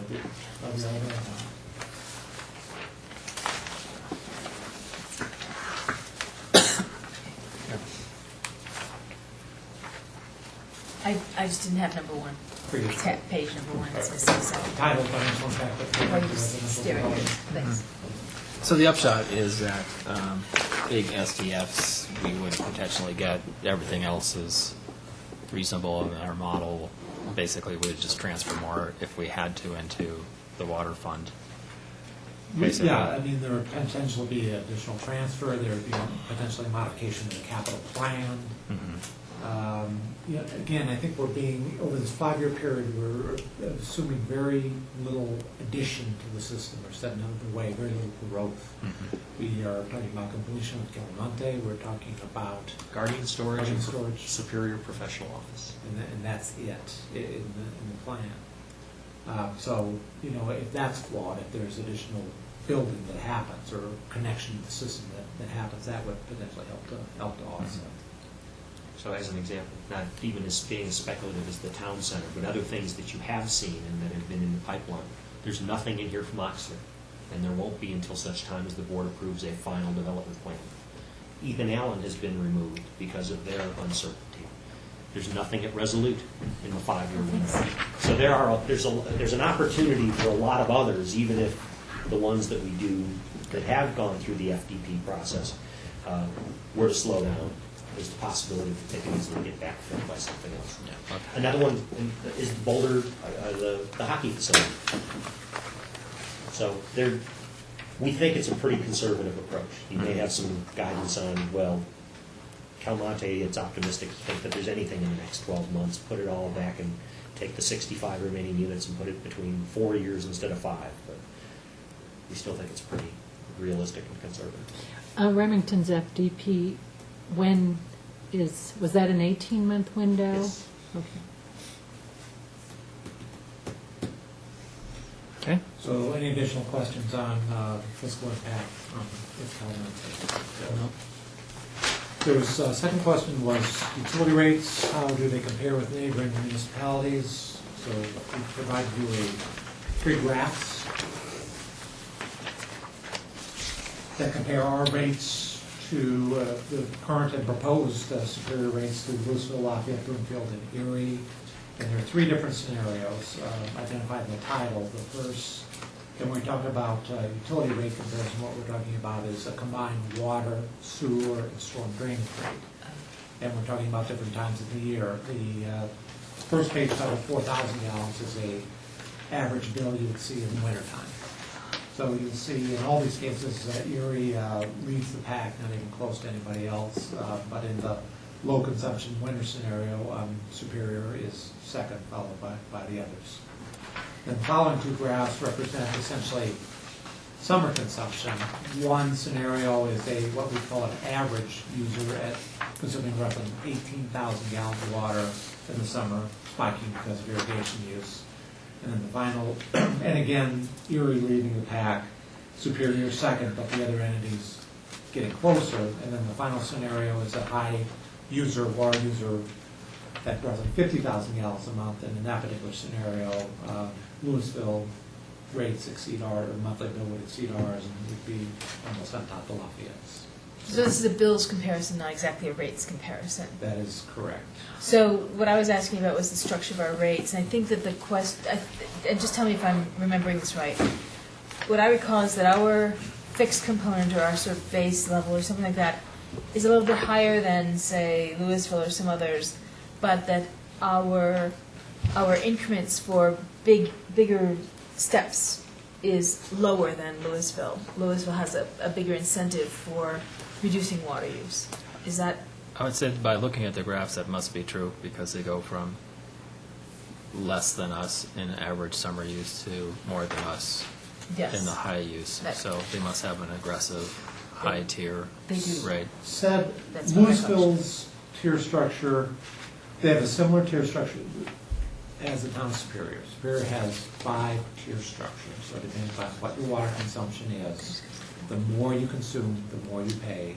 Hitting the top tier when you consume in excess of 40,000 gallons a month, and you'd be paying roughly $8 per 1,000 gallons.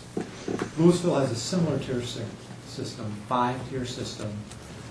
They get to their top tier in 50,000 gallons, where we top out at 40,000 gallons, but their top tier is at $9.32 a 1,000 gallons. So not as much more aggressive as I thought. Not as much, and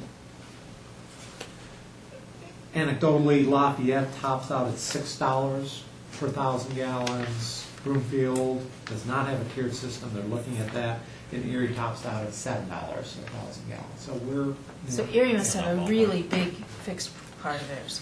They do, they have almost a double fixed component to what we have, and then their top tier kicks in after 25,000 gallons, where we kick in at 40,000 gallons. And so if we wanted to recover our water rates, we'd be looking at more like Erie rates. Yeah, Yeah, I okay. mean, that's... Looks like it's not about maybe the a right little bit range. more. Seems like it's about the right range. Yeah. And how many users do we actually have that are using 50,000? Any idea? I'm just thinking from my graphs that I get printed each month. In the peak season, we'll have anywhere between 200 to 300 residential units go into that Wow. tier. Yeah. Now, throughout the year, I'm clearly not irrigating enough. Or they got some big leaks. Or maybe. I hope to God that's not me. I don't think it's any of these. Hasn't that guy five fall come in that to your house category. yet? And we have some of our customers who do that every month, and those are our commercial customers. Yeah. But, we can have a couple hundred, and, for a couple of months out of the year, that exceed 40,000 gallons. Okay. I thought our tiers were much lower than Lewis was, so I guess some of that's been remedied. Okay, thanks. All right, thank you. So number 3. So number 3, this is a question that came to me. So I think I've been pondering that one for a while. So for those that weren't here, it's eliminating the lobbying expenses for US 36 mayors and commissioners. And I don't have super strong feelings about this, but I think maybe for not related to budgetary reasons, but for public, what's the word public relations for 2 years, I think we should probably keep it there. And after that, it's probably not worthwhile, quite frankly. And I think it worried me to pull that out because it really does look like, going home because you didn't get what you wanted sort of thing. And there've got to be other things that come up periodically that we do care about, that we will want their support in the future. Yeah, if we go home and it's with- not even the municipality that we're all concerned with. It has to do with the other ones. So thank you to the manager for pointing this out, because it's actually something that I think about periodically. How much bang do we get for our buck? But I think I would build it into the model for maybe 2 years. How much of a buck is it? It's not 5,000 or something, 6,000. 6,000. 6,000 for lobbying and another 1,000 for travel. It wasn't a financial, it was a Policy sending a issue. message. Yeah. And I think that we've come up with a different strategy for sending a message.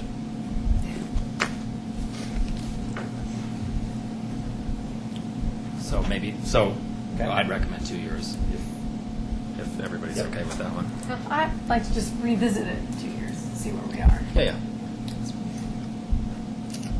Okay. 4. Number 4, I think Trustee Skumatz brought this one up as it relates to publication expense and the question of, do we even need to still publish? We had an election in April where we now are published by title only. It's a real amount of money, but the additional question of do we need to publish at all? And all indications from our attorney are yes, there's no legislation that was passed. I thought there was something statewide that came up at the state level, and that at the state level, I knew there was a strong lobby by the newspaper folks, but Right. I thought that I remembered that if you didn't have a newspaper of general circulation in the area, you could avoid something. That's what I was after.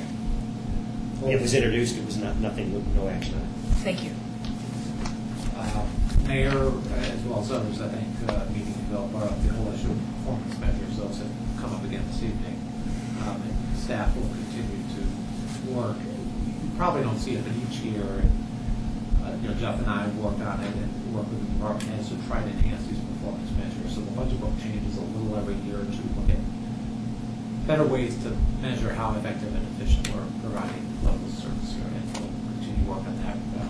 Recently, I think the manager had dialogue with you as it relates to specifically looking at our top 4 or 5 contractors and incorporating the contract performance measures, and we'll look at reporting on those. So for the 2011 budget book, there'd be a paragraph about something like that in there.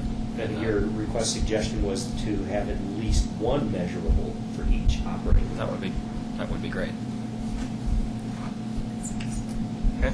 The budget itself, I think Jeff sent out last week to all of you an electronic copy of the budget. It's got all the comments in, and those of you who aren't Thanks. familiar with Thank you. Excel's, the cell that has a little red triangle in the upper right hand corner. So, review, that should have, unfortunately, probably far too much detail.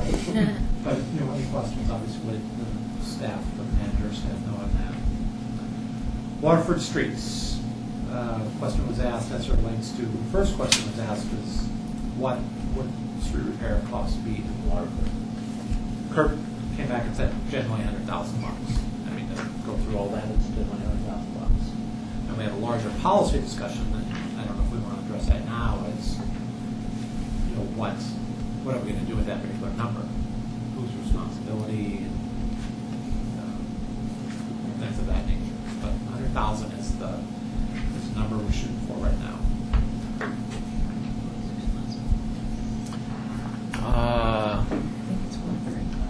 Yeah, well, let's not solve that one tonight. So thank you for the information, and we have it on we can talk about that some more. Okay. Kurt, have you actually driven those roads out there? did a while ago, and do a detailed walk for this estimate. This is kind of generally numbers we use for the other streets, and it's been close, say 10 or 15%. Yeah, because I actually go in there occasionally, and they're sort of looking bad. Not that it's our problem, but hundreds sounds quite cheap. And the options that we should think about, either they pay 100% of this, we pay 100% of it, we come up with some sharing agreement, they pay 100%, we'll fund them for 5 years, and they can pay us back over time, so those are the things that we should, when people are thinking about it, at least that's all that popped to my mind. Yeah, I think one thing to keep in mind, if we do it the way we handle the streets and bring the big equipment and whatnot, we will have to take the fence down to some extent. to get equipment. The gates through there. Yeah. Mhm. Well, it's either that or their streets fall apart, I suppose. I'm just throwing it out. Yep, very good. Do we know if their HOA has reserves to handle this? I know it's not our problem, but. We have no clue what. I don't think so. I mean, my impression Standing from is talking to over. people is they don't really, they've lost track of this, they haven't budgeted for it, they don't have these type of reserves. That's my impression. So is it a financing issue? Is it a cost-sharing issue? Is it a, we don't want to be private anymore, we want to be public? My caution to you on, it's more than just taking the fence down. The issue of a fence existing or a gate existing would be no different than if another Micah court approached you and said, we're going to put up a gate. It doesn't mean we don't want you to plow it. It doesn't mean we don't want you to replace it when it needs to be replaced. But we're going to go to the expense of putting up a gate and turn our public road into a private asset. That's the real philosophical policy issue. Okay, page 2, number 8, dialogue on salinity levels and reused water. Can we treat the reuse before it's used and attempt to reduce sodium levels in the water? And Kurt has a response here, and Kurt and Juanita may have some comments or be willing to answer any questions as it relates to this one. 114, yikes. For- Salinity one? For Westie's level there. Yeah. I mean, our level comparatively is Yeah. Nothing. much Yeah, I didn't- less. And perhaps the dialogue is it's not necessarily the salinity level, but just we've got these clay soils and we're looking at treating them. I think Juanita's proposing a roughly $50,000 treatment with this gypsum interjection to try to break down those clay soils and have them drained. That kind of thing. So it's not these other, it's not that we can do something about these other ions either. It's no matter what, maybe salinity is not the only thing. It looks like it's other kinds of ions. Yeah, I mean Those aren't that's- something that are easily treated, Yeah. and solving those wouldn't solve the problem. That's how I interpret it. You guys help me out here, but it doesn't appear to be the salt. Essentially, I think the water that's going down is supposed to back on those, and like Paul was saying, it's a function of the soils we have. We gotta put an additive into those soils and make them drain. So bottom line is that the soils aren't meant to grow pretty much anything, and so watering them If causes you look a across, problem. if you look across the street at open Yeah. space, you can tell that Yeah. not meant to grow too much. So it's, okay, thanks. Question was asked on the debt summary for the town, so attachment 9 attempts to summarize our debt per capita and comparing to some of our neighbors. So if you've got any questions, at the end of the day, if you look at that bottom line number, debt per capita, we're second only to Erie. Large chunk of that is our enterprise debt, we talked about that before, but a large chunk of that is, line number 2 talks about total governmental debts, and we're at $38 million. The vast majority of that is debt that is never going to be the responsibility of any of the folks living here. It's debt, well, some is, some isn't, but it's debt associated with the Superior Marketplace and the $20 million in either bonds or the $8 million in bonds and $12 million in the other obligations over there. It's your debt- $6 million open space down. It's interchange debt at $5 million, which ultimately is being paid for by the businesses in the marketplace. And would you expect to see that a town that was newer to have a higher debt load, I would think? So that, You have to front load, if you're a new town and you're providing the myriad of services we're providing here, and we're providing more services than most municipalities, you gotta go out and build your water plant, build your sewer plant, and, you know, absent a huge contribution from a developer, you're gonna have to issue debt. And if you're still in the period where that's got to be paid back, Yeah. and on the early part of that. So Paul, if you created a number excluding those items that residents would never be responsible for, I mean, that would be interesting to see what that Well, comparative number would be. I would Like argue sort that, of like divide by 2. I mean, ultimately, what residents are responsible for is not responsible for open space debt, that's being paid for by open space sales tax, none of the interchange debt, none of the central type of debt. What we have is we have a debt payment for Superior Districts number 2 and number 3, and that's, you know, $6 or $7 million in total. And then some component associated with the water debt, but even with that, ultimately, the water debt, if in fact there are issues and that can't be paid, there's not what's called a GO pledge. It's not going to come against your property taxes. What will happen is your rates, fees, and charges will go up. So that's perhaps arguably one that, you know, people who are utilizing the services of those systems have exposure to. So, you know, instead of $66 million, you know, what are we talking about? Maybe, you know, the mayor say, you know, cut that number in half type of thing. An estimated population up there, this seems to be a moving target. I hear it from, this is actually low, to 12 to 14. What is our population? We will know Soon. within the next few months. What do we think it is? It's closer to 14. All I'm trying to do is normalize this, and as a footnote indicates, I'm Right. just, you know, I'm Right. I'm taking a common number that, you know. that But I know was- Dr. Cog's using some Yeah. number of, somewhere around 12, and, I think they're using 10. or, I've seen 10 a lot. Yeah. you know. Okay. So any other questions on debt summary? Just one last question on that. Beginning balances on the cumulative fund balances, that's basically cash that we have total on hand. So is that a common number? It's, if we have debt balances at the end of this year, $64 million, and at the beginning of 2011, we have cash balances of $39.5. Is that kind of common to have? Not quite 2 to 1 there. Yeah, I can't speak specifically to that ratio, Trustee Hanson. You know, some of our cash balances are high because of some of the reserve requirements that we have, 75 to 100% of annual operating expenses in the general fund, that's generally high. I'm not sure I can say there's a ratio that I'm familiar with in my industry that talks about cash in total compared to debt in total.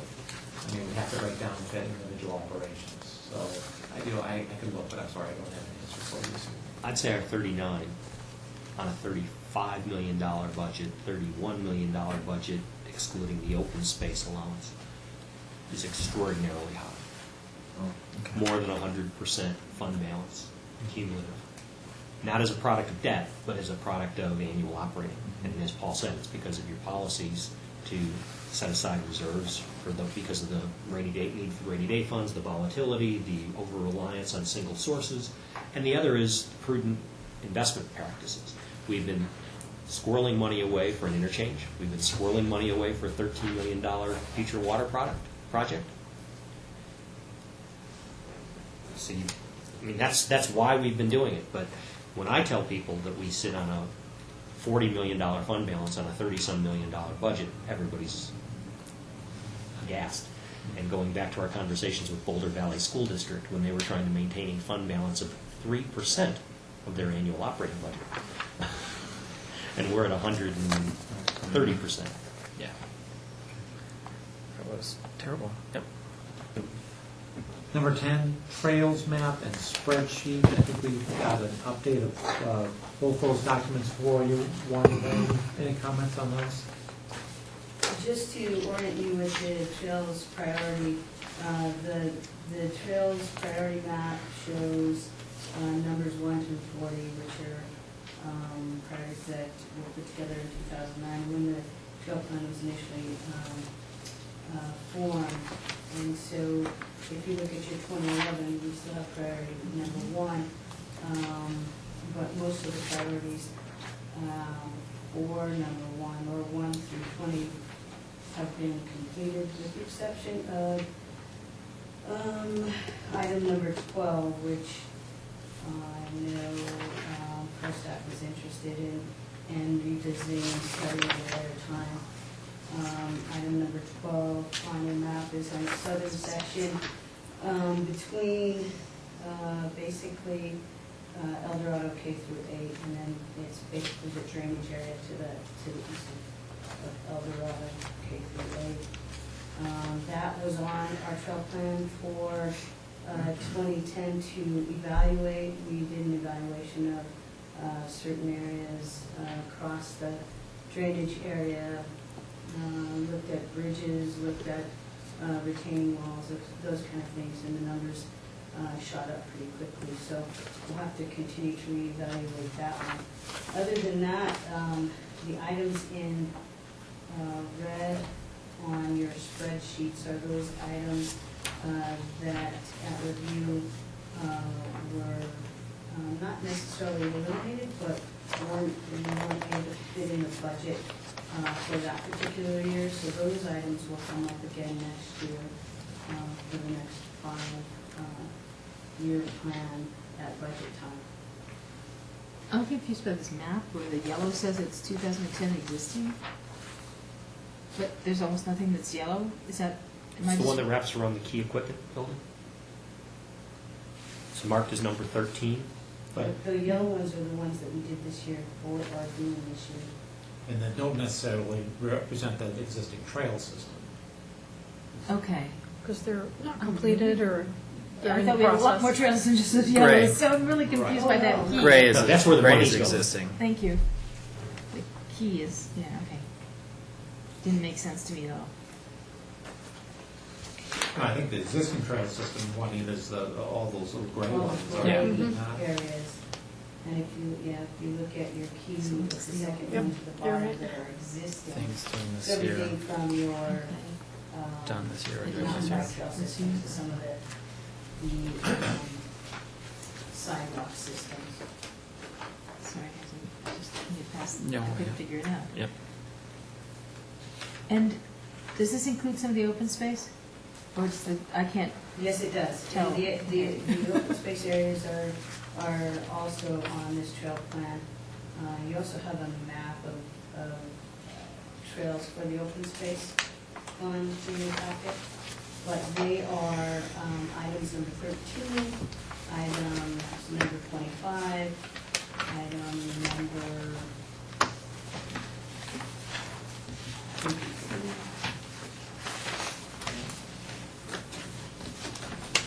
And item number 35.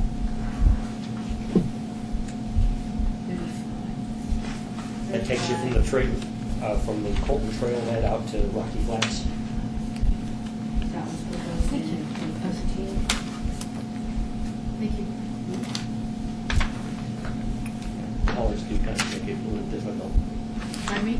The colors make it very difficult to decipher, but hopefully the multi-page attachment which explains what's to be done by year. And not being able to figure out basic things like, where would McCaslin be? Sorry. Juanita, I'm assuming all this has been seen and discussed and approved by ProStack. It's been discussed in ProStaff. The first time we discussed it was in March of this year. The very first time we discussed it was at budget time in 2009. We had a PowerPoint presentation to ProStack at that time, in which we laid out the entire plan about, at the time, it was about 38 items. And the trail plan was really good on that. So that was done. Like I said, I think this was done in 2009 budget process. I guess my question long and short is, do they participate in establishing the priorities? They did the very first year, establishing the priorities with staff. Again, we did a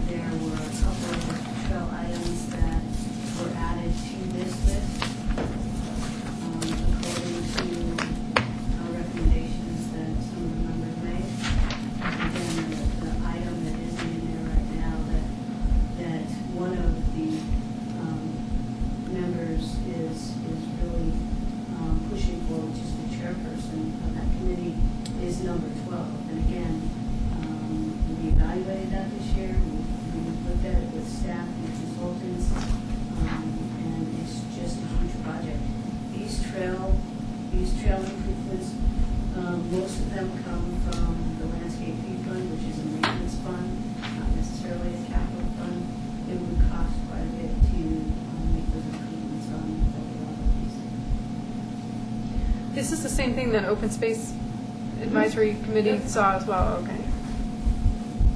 And in fact, the vast majority of the money's, a lot of the money's coming out of the OSAC trail budget.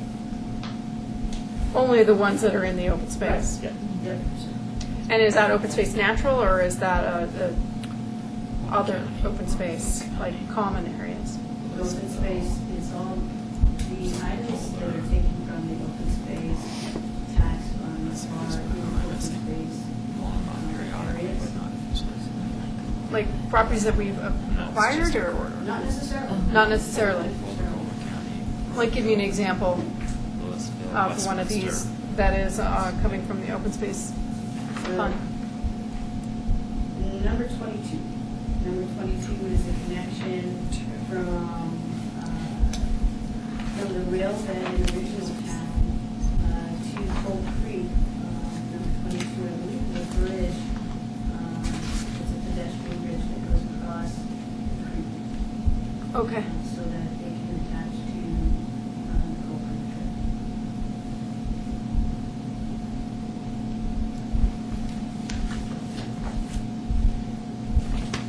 Very good, thank you. So then we have a couple of, Town 9 Park, I think, was brought to closure. There seemed to be enough support, endorsement for accelerating it from 13-14 to as soon as we could. Got another ad after tonight, but I'm up for doing it next year. And yeah, the question is, why is it 12, 13? It can't be 11, 12? you've committed 11 to Community Park East. Community Park East. Yeah, but what I'm saying is, How do, here's sort of my fundamental issue. If in fact we've got ProStack here, which is tasked with coming up with plans and whatever for parks, recreation, and open space, and in fact we've taken their operating budget away from them. They don't have an operating budget. Well, I meant the $100,000 that they have to play around with, and it's all going to Community Park East for 2 years. You know, that's, to me, what is it we're asking them to do with no money to do it with? Am I correct that No, how they- long? That's what they wanted That's to their top do. priority. But am I correct that with that as a top priority, what money do they have at their disposal next year to do anything with?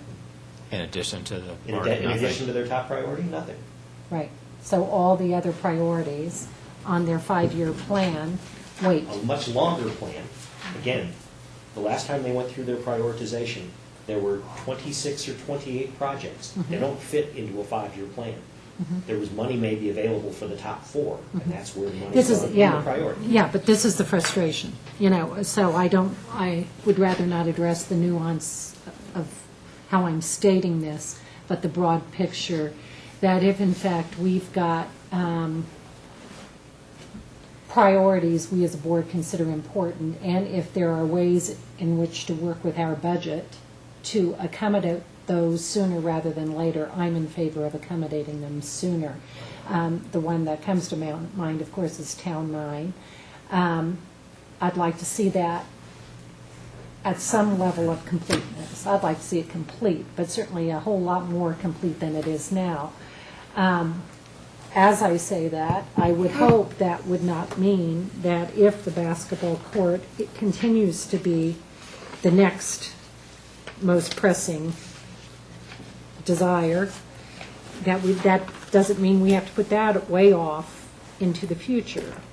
So I raise the question, given this unusual occurrence of this new park that is going to take the budget or take the money, can we find other ways to accelerate both Town 9 and to keep the basketball court or the next highest priority sort of at a nice pace?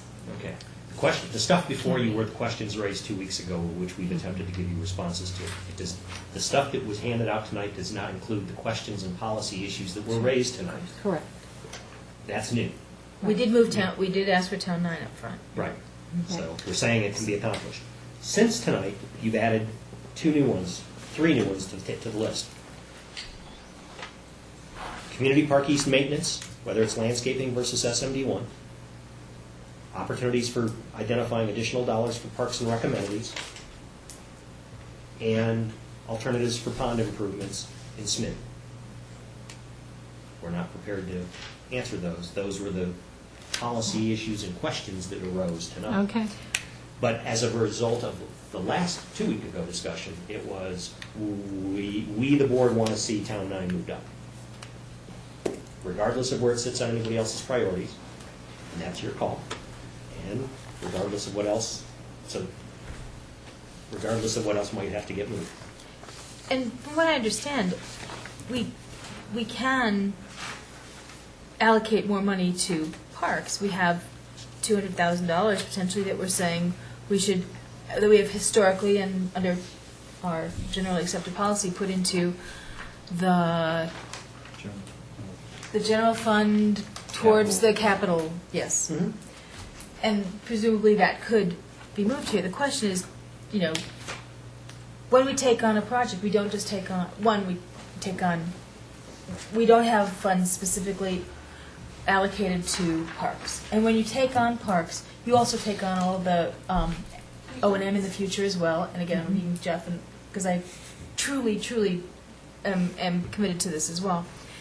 And so, yes, we can allocate money. The question is that what we choose to do? And is that something that we want to do long-term, or do we want to have the citizens tell us how much they want to be spent on parks and how much they're willing to pay for parks? That's where I really come from. I think until we have a fund that's clearly designated for, we need to have, we want more and more parks than what we've got currently. Mm-hmm. How much are you willing to pay for it? That's to me the fundamental question. I don't think we keep and I think this was an issue that Jeff had as well, where you keep trying to pull bits and pieces from here and there, but there isn't funding specifically for those things. A lot of these other things that we've allocated money for, it's sort of paid out of rates, paid out of fees, paid out of something, and I don't know. I also want to move up Town 9, and that was a request I made in the last meeting. Chris made in the last meeting. Other people made in the last meeting. We wanted to move it up. I don't know, but I'm leery of allocating lots more money to it, because it also to parks until we get people telling us that's what they want us to Do spend. we money have on. to say we allocate it from this point forward? Can we just say that next year we want to take on Town 9 and say, let's find out what they want, and then let's put a budget towards it, just that project? If it's going to cost $300,000, can't we say we want to spend $300,000 towards that project? And where are we going to take that money from? Well, that's the whole That's the budgeting process. Yes, I know, but And let's From my say- perspective, so just so it's clear from where we've had, this is the conversation that we've had over the course of, many years. And I'm very happy, I'm very comfortable with maintaining an identified funding stream for new amenities, which is the CIP, which is CTF. And that's, I think, a happy medium where we're not, just randomly taking out of general funds. It's identified, they can plan based upon that, and if they get more money from a GOCO grant, fantastic, it can accelerate things, but I think it'd be not a great policy to get into that we just start taking things out of our general funds, and I don't think I would recommend taking it from the interchange district either. I try to be relatively pure in my budgeting. I don't want, that's why I think, when we address this in the future, I don't think I want the water district funding any parks. I want it to run as much as an enterprise as possible. I think that's why I think that we should have parks run like this. So I think that the balance that we've struck over the years is a reasonable one. I would disagree. I think it's insufficient, actually. I think it's a starting point, but I don't think it's an end. Yeah. So, That's just going to be one of those things. It's And that's total why I added policy it to and the policy list for discussion Right. next Monday night by Exactly. the full group. I think to even start, you'd have to analyze what is needed for O&M with all the parks that are current, and what is needed for future parks. Any new investments? Without knowing any of that, I mean, this is all just a new point here. I mean, we're just going to grab but that's Peter certainly to pay Paul. something we can ask PostAC to give us their thoughts on as well. I'm sure ProStac would be happy to say, I'd like $1 million and I want to do all the parks next year. Oh, they're reasonable people, they I mean, they understand, but I don't dismiss anything I'm hearing, except I do want to state that the 100,000, having sat through ProStack things now for several years, I think it's insufficient. So you've heard me on that one? Yeah. You know what would be really an interesting indicator to know is how many acres of park we have per citizen versus, or parks and green space or something that we have compared to some of our neighbors. I mean, something like that would, I think, give us a good idea of where we stand. I'm thinking that we're probably pretty park heavy or green space heavy compared to even some of our neighbors. What I would say. It's always nice to have more, but I will bet you, I would bet that our indicators would be pretty up there. Well, I would challenge that, however, in saying that the distribution of the parks throughout the community is pretty uneven. And It's a pretty small community, and, you know, it's not like you have to go miles to get to the nearest park, so. yeah, I guess it depends where you We have a live. demilitarized zone in some. Well, it'd be a good policy. I think everybody's expressed, we'll just have that policy discussion in the future. The other one of the history, just from my perspective when I got here, the fight was nothing new. Give them anything. Nothing new. Yeah. Yep. So staff's suggestion was, here's a dedicated revenue stream that can only be spent for this stuff. That's a reasonable chopping of the baby to give that to new park amenities, not to the advisory. Like the, Thank you. the park It's not advisory their is money. not, the board makes the decision on It's how not everything their gets spent. They're there to give you advice.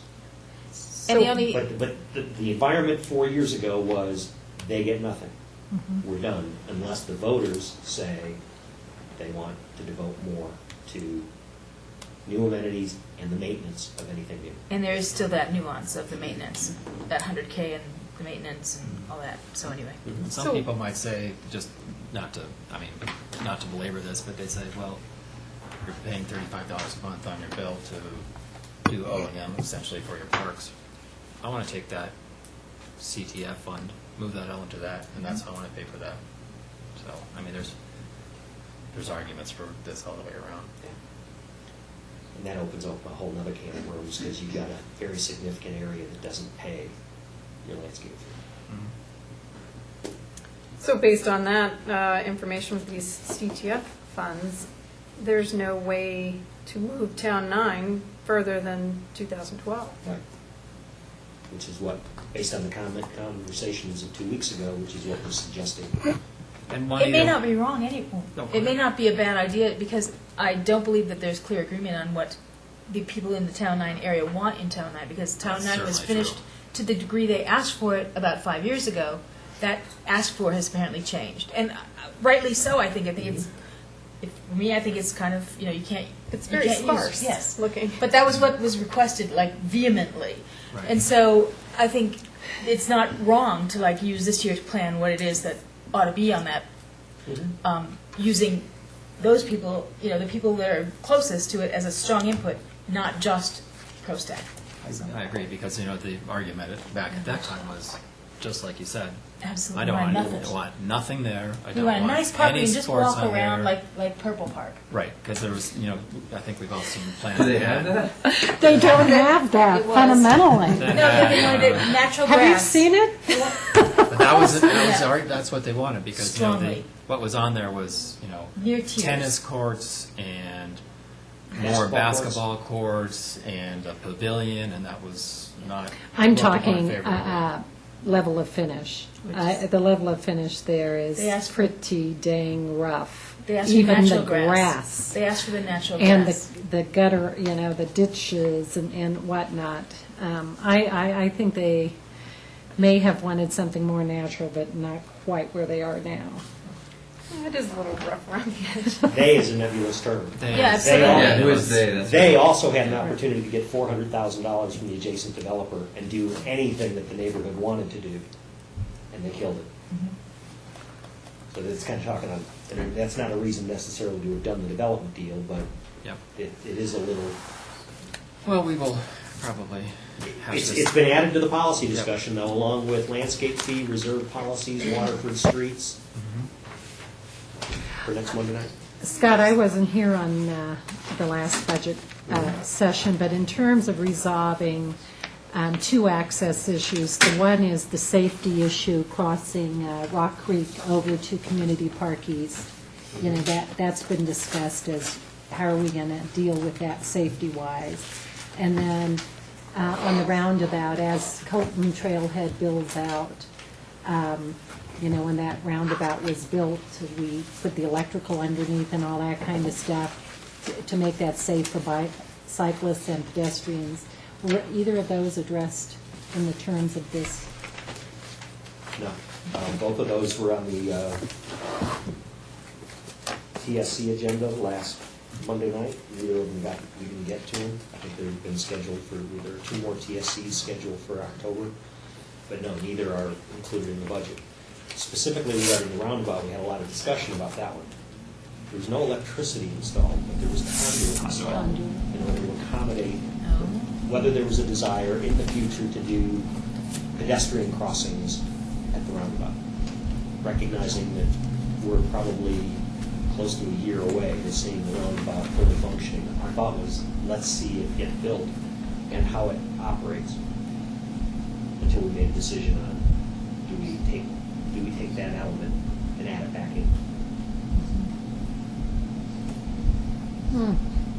Yeah, I think, I'm not saying anything everybody doesn't already know, that those could be 2 key safety concerns. I mean, you've got kids crossing both of them. Like I've seen adult cyclists nearly taken out on the roundabout, so for what that's worth. I don't minimize it. We have the same complaint about the 4-way signalized intersection at Colton, Indiana. That, for whatever reason, whether it's the vehicle that starts or stops too early, or you know the person that ignores the stuff and then almost creates an incident. Okay. Anything else for tonight? We got through